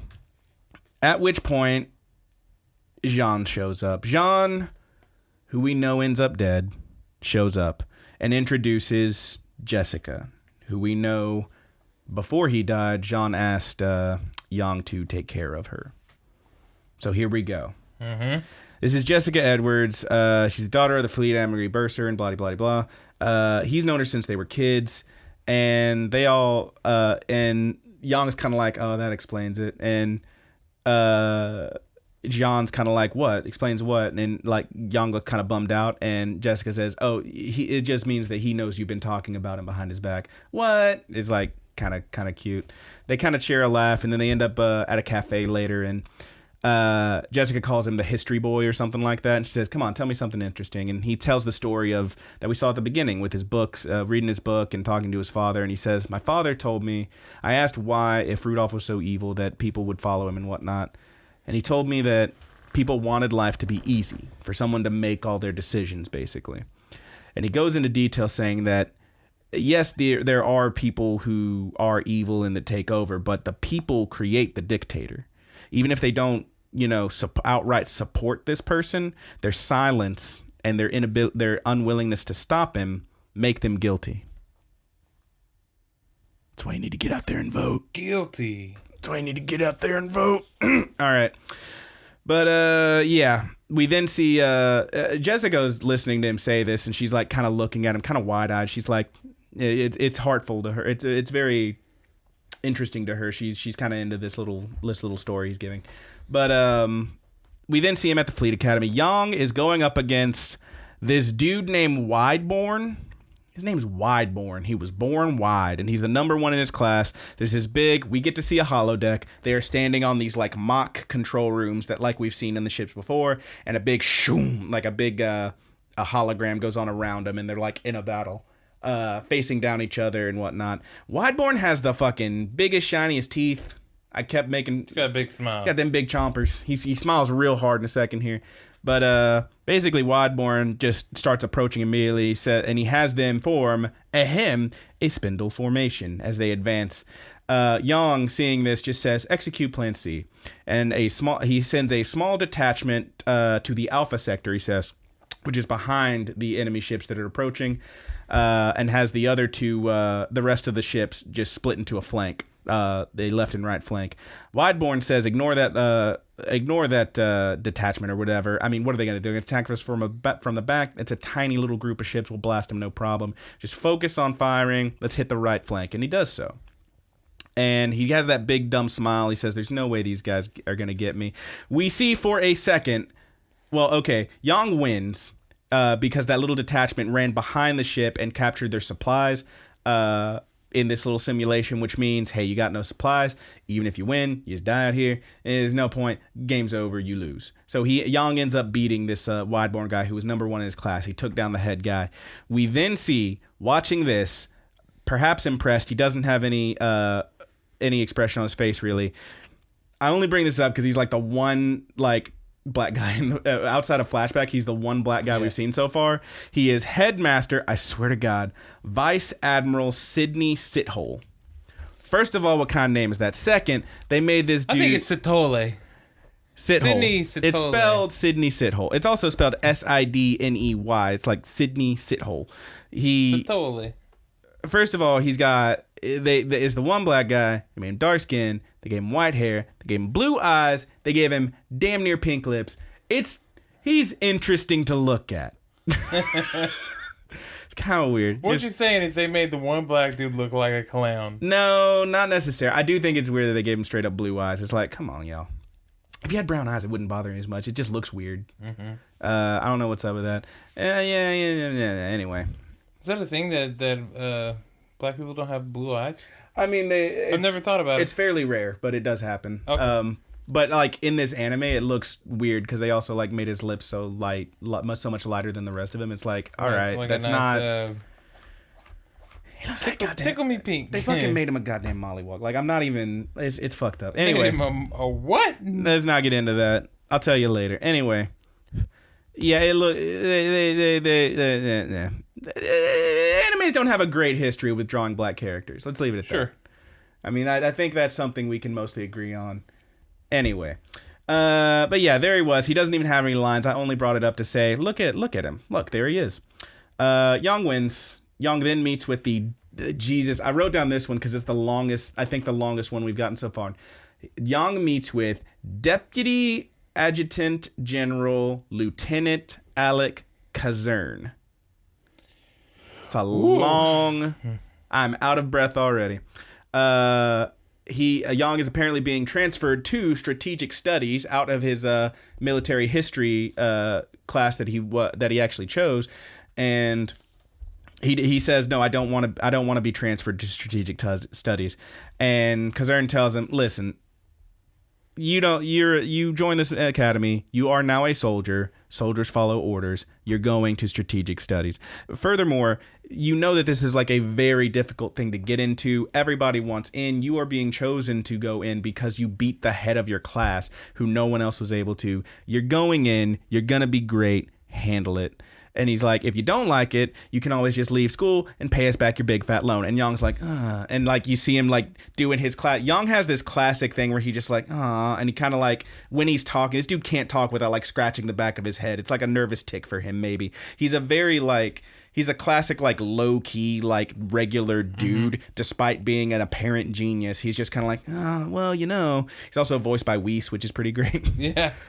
But yeah, that's this guy. Anyway. The voice actor is the guy who does the voice of Whis in Dragon Ball Super, which is what I was saying there. Yeah, sounds weird if I just say he's voiced by Whis. Android 17. Yeah, 17. Pretty great. Also, the guy that changed his daughter into a dog. There you go. I don't need all that. Alchemist. Come on, man. You had to bring that up. Need to talk. Just bring everybody down. I'm gonna cry now. Thank you. All right, so we also see on Kazern's computer that he's looking at Homeboy's information, like he was born in this month. You know his full birthday. You know he was born in April. We also see the year he was born in, which means that at the time of that battle we saw in the first two episodes, he was at that time 32. So we know the guy's age. We can assume that other dude is like about the same age or whatever. I don't know, but this guy's 32 at that time. Right now he's younger, obviously, because this is before that happened. So as he leaves, Kazern actually invites him to play chess with him sometimes because, smart people play chess. That's how you know they're smart. You gotta come over and play some chess. Yeah, man. Whip your sorry ass in some chess. You can try. You can freaking try it. Won't be no trying, boy. Won't be no trying. All right. Later, we see a bunch of buses leaving the school, the academy. Jean is heading home on a break. Is there a chess anime yet? Has that happened? Oh, I'm sure. There's the Go anime, so there has to be a chess one. You remember that one? Yeah, I remember Playing it. Go. It's called Go. Hikaru no Go, I think. I never watched any of it, but I remember that being a thing. No Go. Something like that, though. Remember that being a thing. Like 2007, 6. It was Shonen Jump, I believe. Yeah. Anyway, Jean's going home on a break, invites Yang. He doesn't want to go. Jean mentions Jessica's also staying. He's like, she's probably got schoolwork to do. And Jessica and Yang actually run into each other back at the library, and they kind of have a chat on the roof. She is not Stradin that Stradivarius, but she does have it with her in the case. She does have it next to her while they're Bitch does have that Stradivarius at her side. As you would with a Stradivarius. You keep calling her bitch, bro. It's kind of fucked up. I said bish, dude. Bish. That's what the kids are saying. Bish what?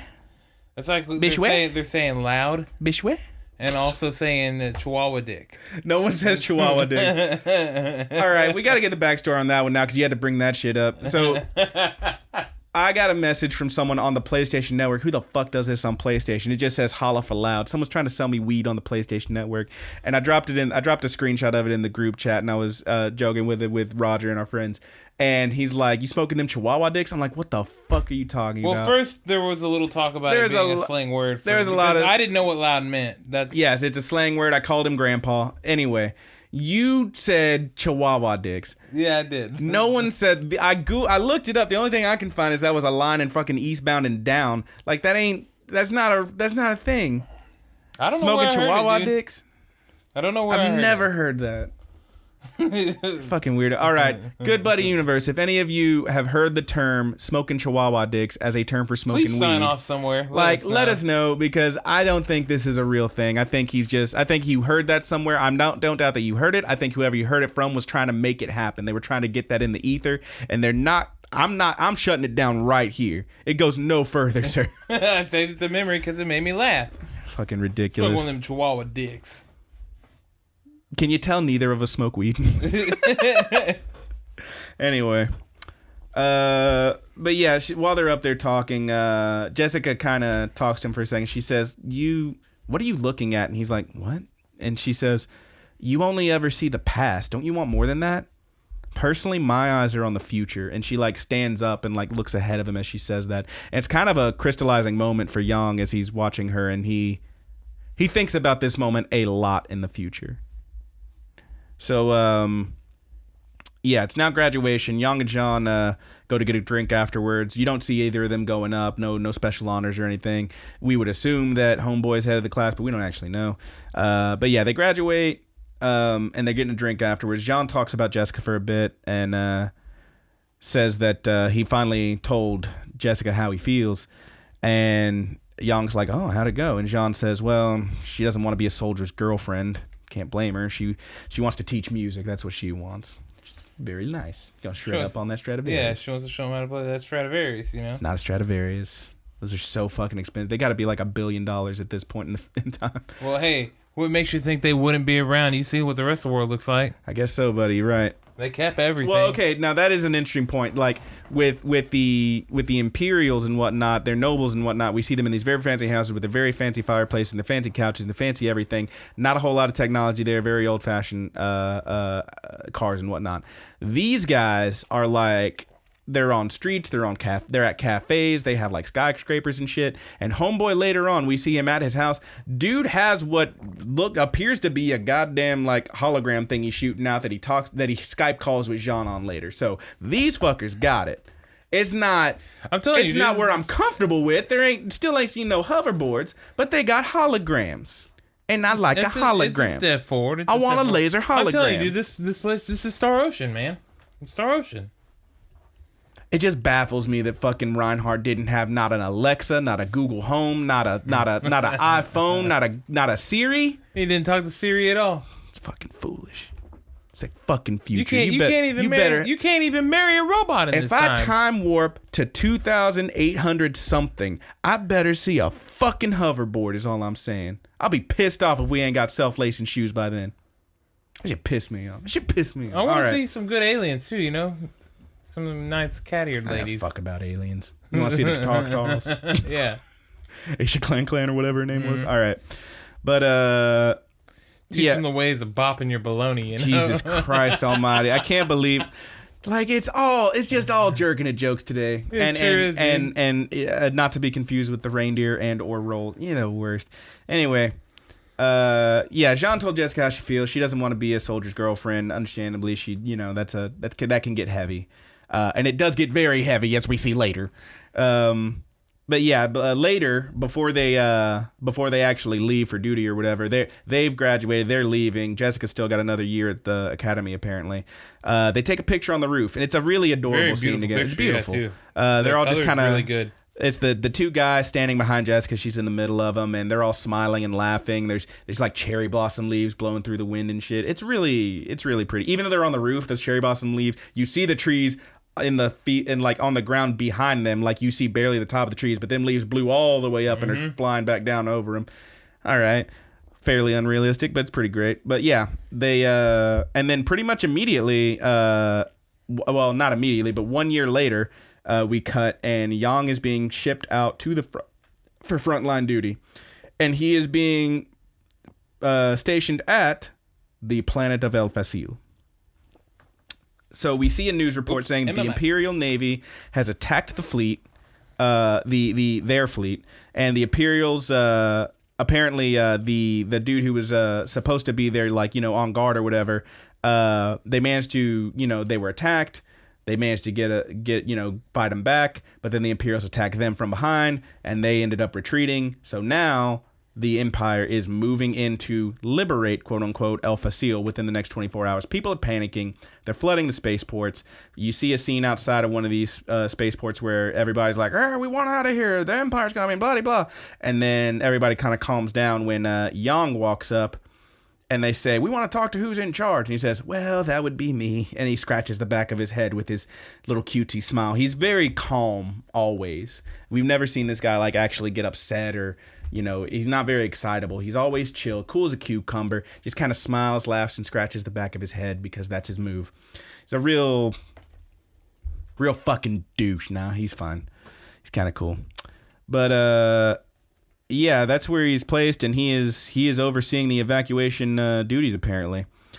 I wrote down, he seems calm. He has a sandwich. He's eating. We see a scene with him eating a sandwich, and he just finished up a call with someone. What kind of sandwich you think it is? Was it bologna? You think it's PB&J? Or you think it's one of the bologna sandwiches? I saw some green in there that looked like lettuce, so it might be a ham and lettuce. I don't know, man. It could be a BLT. Could be a BLT.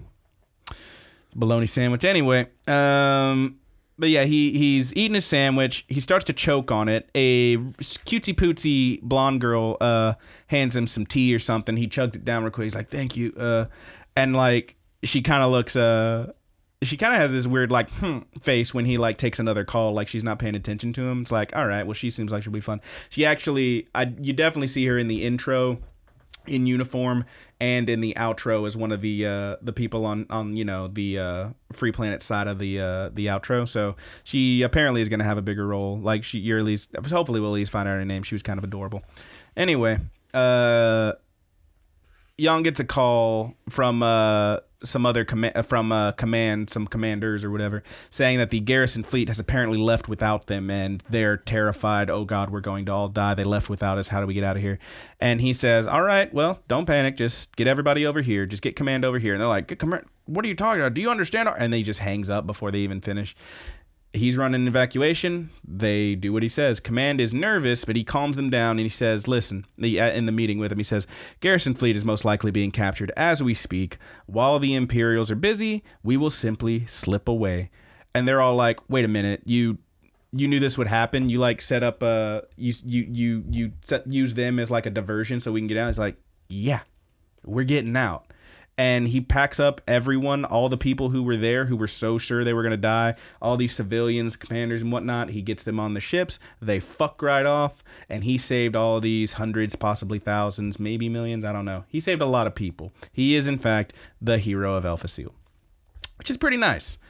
We then see him at the Tactics Operations Center. He's apparently he's sitting there doing some paperwork or whatever because he still has to report this shit.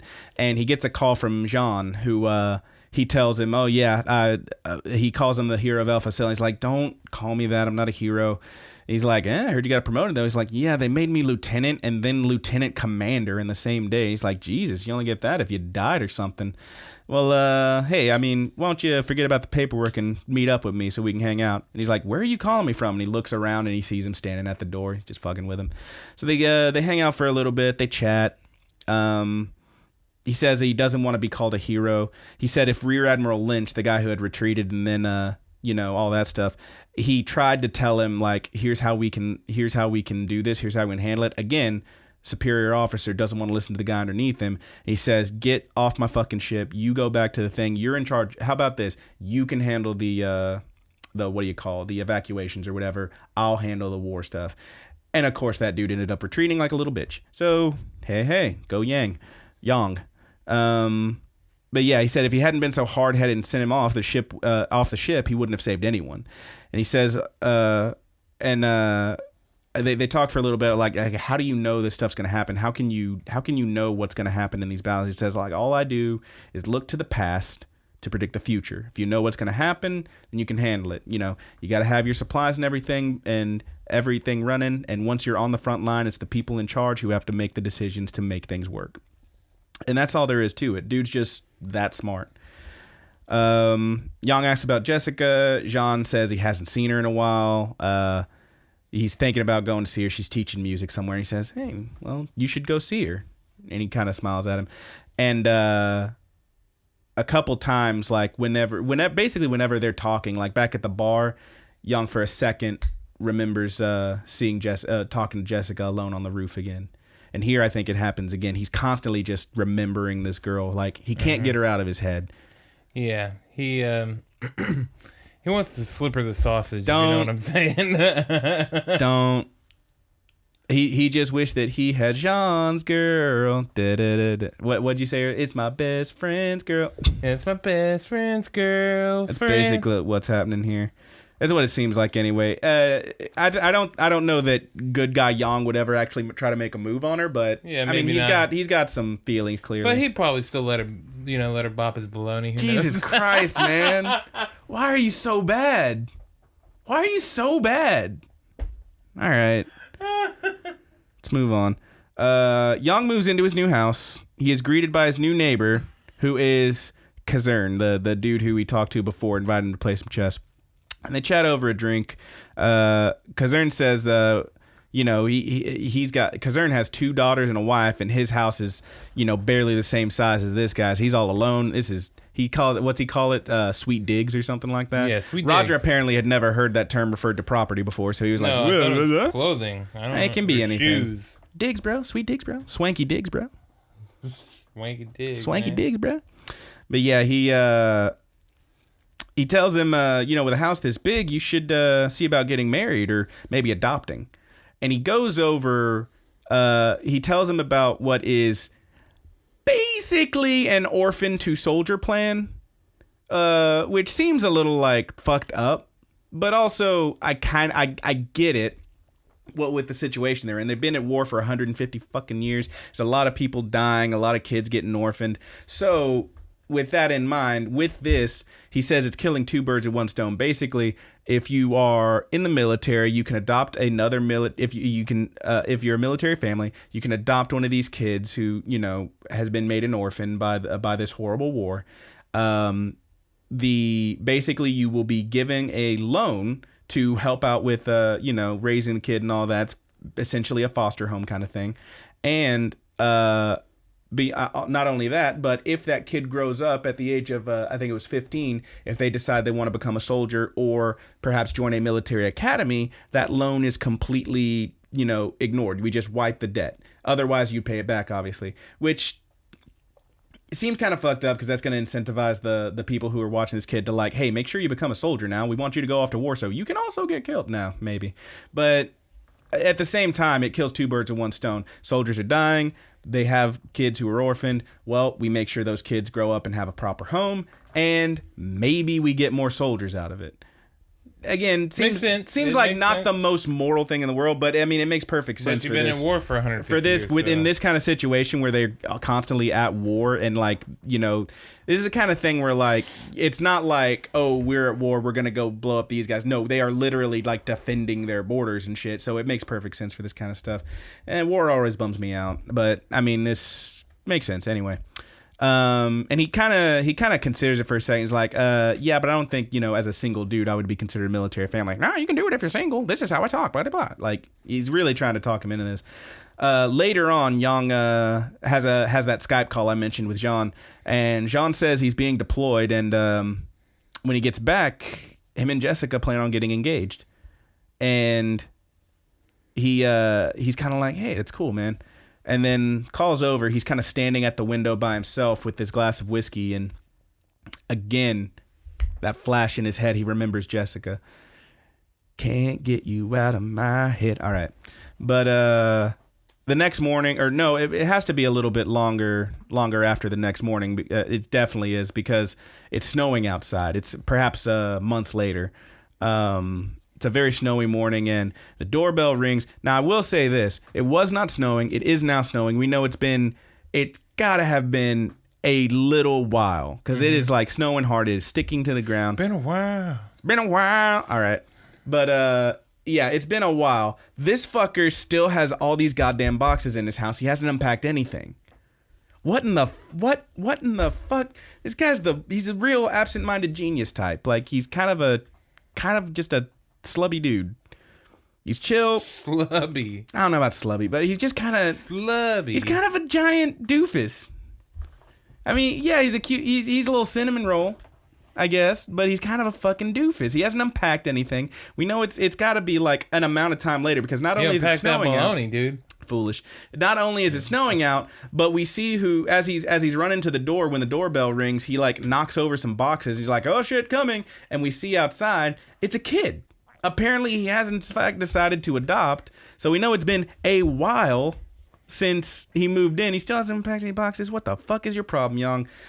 Not the point. Episode's over. That's episode 4. We will come back next week and talk about episodes 5, 6, 7, and 8. So 5 through 8. But yeah, it was pretty fun. Young, get your shit together. Mm-hmm. Like, I'm ready to see some space battles. Get over your little crush. 2, unpack your shit. It's been apparently months. 3, you got a goddamn child to watch after. Yeah. Get that boy a PlayStation sex box. All right. Yeah, show him how to bop that baloney. Don't show him how to bop. What the fuck is wrong with you? I don't know. You don't. I don't know. All right. Well, I mean, if you give him the sex box, it'll show him how. You don't have to like physically show them. It's been a fun. This is the worst conversation. This has taken such a turn. Can we please go to listener questions? Do we have any? We do have one. Woo! But I do want to share. I just want to share a story with the good buddies first. Oh, there's a story now. Yeah, a good story about today. Story about today. Yeah, so my mom's been here, and Brandon came over like we said a little earlier.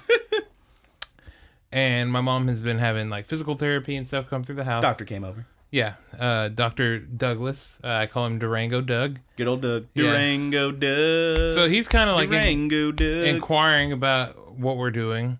Jack. Or whatever. And Brandon, I mentioned podcast or whatever. Somehow he says anime, and the guy kind of inquires, like, what is that or whatever.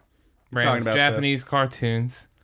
And then Brandon does this thing. I'm in the kitchen heating up some pizza. Oh, what's happening now? And this Brandon just pretends like he only so likes anime. The guy, I don't remember how the conversation came around. What I said was... But Brandon gave the wavy hand motion. What I said was, this guy over here, he loves it. I'm kind of meh. I like my shows. I'm not as gung-ho about it as your ass. Are gung-ho enough to come in this hot-ass room for sometimes 2+ hours. I like spending time with to talk about some goddamn cartoons. I like spending time with my good buddy. Good buddies, we got to get him out of that closet. He's been in there. You're being weird. He's been in there bopping that baloney all by himself. And what the fuck? That shit. It's upsetting to me. You're being weird, man. Well, that's my story I want to share. Listener questions. We got one from our good buddy Ellison. Breeze over that. You fucking ding dong. We got one from our good buddy Tuki. Yeah, from our good buddy Tuki. He gave us a recommendation. I was looking up that thing. What was it again? It was shit. I had it pulled up on Verve and I was looking at it. It's like 4 episodes in. Anglemois? Yeah, it's like the something like that. record of the what do you call? I definitely will check it out. Yeah, it looks pretty cool. 4 episodes up now. Something about the Mongols. Angolmois is how it's spelled. It looks pretty neat. It's like a samurai anime. Yeah. When it finishes, yeah, we probably will talk about that. It looks neat. Maybe. Yeah. We'll find out. So he asks a question. He says, "What is your favorite shonen, and why is it Hunter x Hunter?" Okay, never seen Hunter x Hunter. I hear it's great. It is great. I hear it's great. Okay, I'm going to dive away from Hunter x Hunter just a little bit because I started with my good buddy Don, and we never finished it, and I guess I just haven't watched more of it. I really enjoyed it. Talking about the Diddler, bro? No. You said Don, didn't you? Yeah, Don's son, man. I don't know Don Johnson. He's my good buddy. Oh, okay, that's cool. Also known as Asian Don sometimes. Jesus Christ. He's awesome. He's a great guy. But we started watching together, and I really enjoyed it. And then at some point, we didn't watch it together anymore. He had moved out, and I guess I just haven't watched more in the hopes that we were going to watch it together. I don't know. But I did enjoy Hunter x Hunter. My favorite shonen, though, I would say... Now, what's a shonen? Shonen it's very similar. It's like Shonen Jump animes or whatever. It says tournament styles, like Dragon Ball Z, stuff like that. So like actiony stuff. Yeah, kind of oriented towards like teenage boys and older males. Okay. Not to say that girls can't get into it too, but it's for whoever likes it. But it's like primarily like actiony stuff, superheroes, stuff, that kind of thing. Yeah. A lot of fighting and whatnot. Okay, I'm with you. Yeah, I can give you a proper definition of it. I just Googled shonen anime, and I'm looking at a list of, like, here's all the most popular ones and whatnot. You got your Death Notes, you got your Narutos. Shonen Jump. Soul Eater. Shonen Jump. I mean, yours has to be Full Metal Alchemist, right? It's on the list. No, I'm actually going to give mine... Oh, shit! Yeah. Is it My Hero Academia? Oh man, we'll see how that goes. I mean, it is a very, very strong. I like it so far. Strong contender. Oh man, a hiccup. Don't hurt yourself now. Oh man, Inuyasha's on there. Got to be that. It is not Inuyasha. GTO's on here. It's got to be that. That is great. But I'm gonna give it to Yu Yu Hakusho. Same people that made Hunter x Hunter. I never got super into Yu Yu Hakusho. It's so good. Yeah, I feel like I need to go back and watch it again. That's what I'm throwing I remember it out not to. Getting super into it. I remember like watching it, and it was to the tournament where like they're fighting that big dude with the glasses, or Hiei, or not Hiei. What's his name? What's the main guy's name? What's the main dude's name? Yusuke Urameshi? Yeah, Yusuke. Yeah. Yusuke's fighting that big dude with the really little glasses, and I was like, oh, okay, and I just kind of stopped giving a shit. I don't know. I just kind of fell off of that show. I need to go back and watch it because I remember it being pretty cool. You got like a fox boy with a rose whip. Mm-hmm. You got fake Vegeta. Yeah, that's Hiei. Yeah, he. Kurama yeah, and Kuwabara was the one with the laser sword. Fucking best, dude. Kuwabara's pretty cool. He's the best, man. He had a cool sword, and he can make a laser sword. Got that perfect delinquent pomp. Yeah, man. He Got that sweet pompadour. defines delinquent pomp, dude. Pretty sick, bro. What do you got, buddy? What would you say your I'm favorite just is? going through this big ass list, and I'm like, yeah, you got your Dragon Balls, you got your Bleaches. Out of the one, hey, there's Yu Yu Hakusho. Out of the ones that are on here, I would probably. You gonna give it to MHA? Oh, my mom falling down in there. I don't think she fell. It sounded like a box fell over. You want to check on her and cut this out? Yeah, she's okay. I just heard her say, "Oops." Jesus Christ, man. It's a great day at Rogers Place. Yeah. The stuff that's on here, I'm really liking MHA so far. I had to look. This is why you give me shit about, he's not that into anime. Yeah, right. I had to look up shonen. I don't know what this shit means. Okay, to be fair, you don't have to know what the terms are to really enjoy anime. Don't be a dick. Anyway. I didn't know the terms until way later in life, till I took time to look it up. Anyway. I knew hentai. And Of course. God damn it, Roger. and that was it. The fucking worst. Out of stuff that's on there, I'm gonna go with, I think, the only one of those series that I own the box set of, and that I really did enjoy quite a bit, and that would be Samurai Champloo. Oh yeah, great one. It's a really fun show. Great one. It's essentially a samurai anime, although it is Samurai Champloo, so it's like, you know what Champloo means? I do not. If I remember right, it's like a merger of two things that are like complete, like have nothing to do with each other, but you bring them together and like, make a thing out of it. Kind of like you've got this feudal samurai era kind of stuff, this setting, but it's got all these like cool hip hop sensibilities and music and whatnot. It's pretty sweet. That's cool. So if I remember correctly, that's what a fun Champloo fact, is. dude. That's I have a to good Google fun that. Don't call me on that. I'll Google it to make sure I didn't just lie to all y'all, but I'm pretty sure that's what that means. Anyway, I really love that show. I still probably, I'm thinking about it, might still be my favorite ending theme to anything ever, and one of my favorite opening themes to anything ever. But yeah, that show was rad. Really cool visuals. Like I said, I own the box set. I've watched it a couple times. It's great. It's beautiful. It's amazing. I love it. So yeah, that'd probably be my go-to.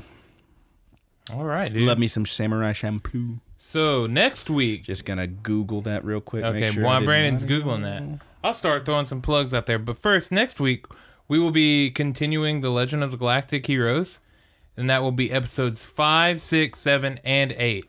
So be sure to watch 5, 6, 7, and 8. Tune in next week for that. Let's get into some plugs here. First, I'm gonna do a little podcast plug for my good buddies. I'm gonna ask Brandon a question. What's that? Are you a lover of mysteries? A seeker of the unknown? We plugged these guys last week, and I'm so down for plugging them again. It's pretty great. So my good buddy Parker and my good buddy Braxton, I actually worked with Parker at the store that I worked at before we started doing all the podcasts and stuff, and I started working from home. And Parker is such a great person. Braxton was out of state studying, I believe, abroad, and I met him towards the tail end of Parker's tenure there.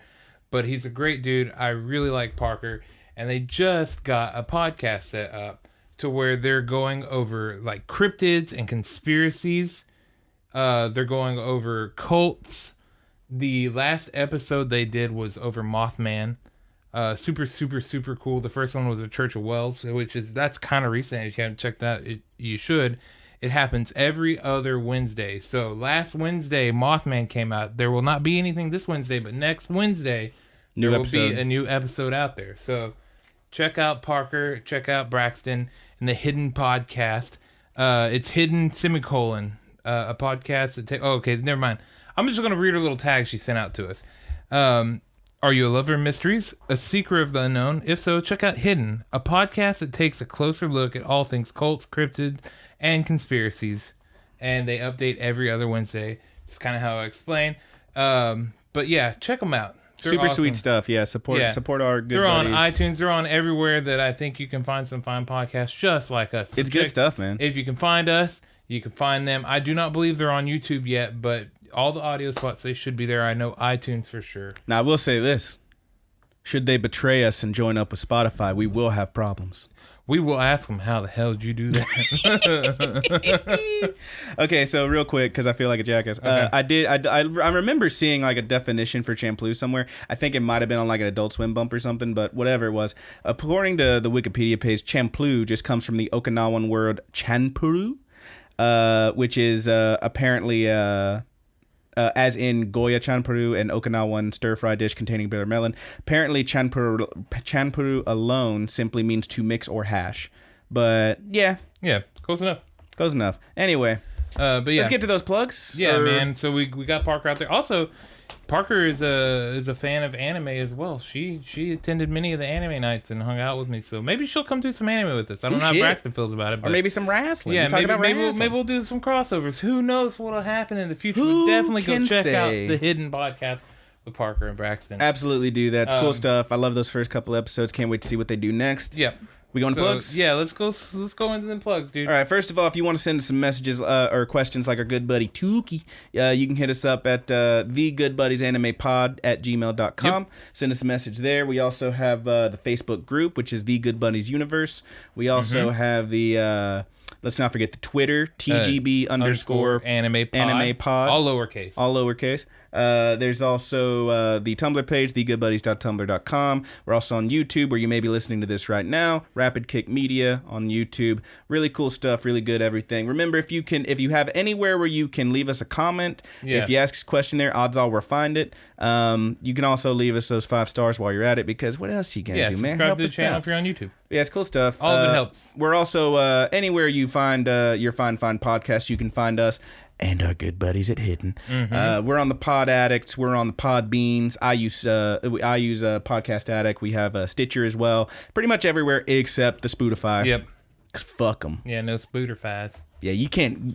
I know you want this Spotify, but you can't have this. Yeah, they trying to bop this baloney, okay? Jesus Christ. Ain't happening. There it goes again. All right. But is that all the media plugs and stuff? That's all the media plugs, yeah. I think so, yeah. All right. Want to, of course, give a shout out to our good buddies Married with Seamonsters, a.k.a. the Mary Janes, for the use of our opening theme song, Paperdoll. You can find that on Spotify because, Spotify. Yeah. That one's actually not on Spotify. You can find some of their stuff on Spotify. That one in particular, because it's too cool for fucking Spotify, is on marriedwithseamonsters.bandcamp.com, along with a few other things. Super cool stuff, super great music. They're amazing. We love them. Our ending theme is, of course, by our good buddy Petty Theft. He is on Twitter and also SoundCloud under Petty Theft. That is 2 P's at the beginning, 2 T's at the end. Petty Theft. Check him out. Support him. We love that ending theme, and we love our good buddy Petty Theft. And is that basically it? Yeah, that's basically. I do want to say one of the things about the Mary Janes. Give it to me, baby. Married with Seamonsters. Give it to me, baby. I don't know how much I can say, but I will say this. They have a song called Face It Tiger. It was one of the first songs they released under the Mary Janes moniker. They did it for Disney. And I don't know, like I said, I don't know how much I can say, but be on the look for that song because that is coming out soon. And I remember hearing that song in an advertisement for like one of those Spider-Man app games or something, or like a Marvel app game. It's pretty sweet. It's going to be hitting something else that might hit your screen. Yeah, maybe. Yeah. We'll find out. I'll find out for sure if I can say or not. There's stuff and things, things and keep stuff. On look for that. It's very cool. Very, very, very cool. Cool stuff, man. Our friends do cool things. Cool people do cool stuff. Yeah. We're doing cool stuff too, and why don't you do some cool stuff with us and send them some likes and questions and comments and whatnot. As always, my good buddies, we love you. I think Roger's going to take us out. So from all of us here at the Good Buddies Universe, I'm your good buddy Brandon. And I'm your good buddy Roger. Give it to me. Skibbity bebop!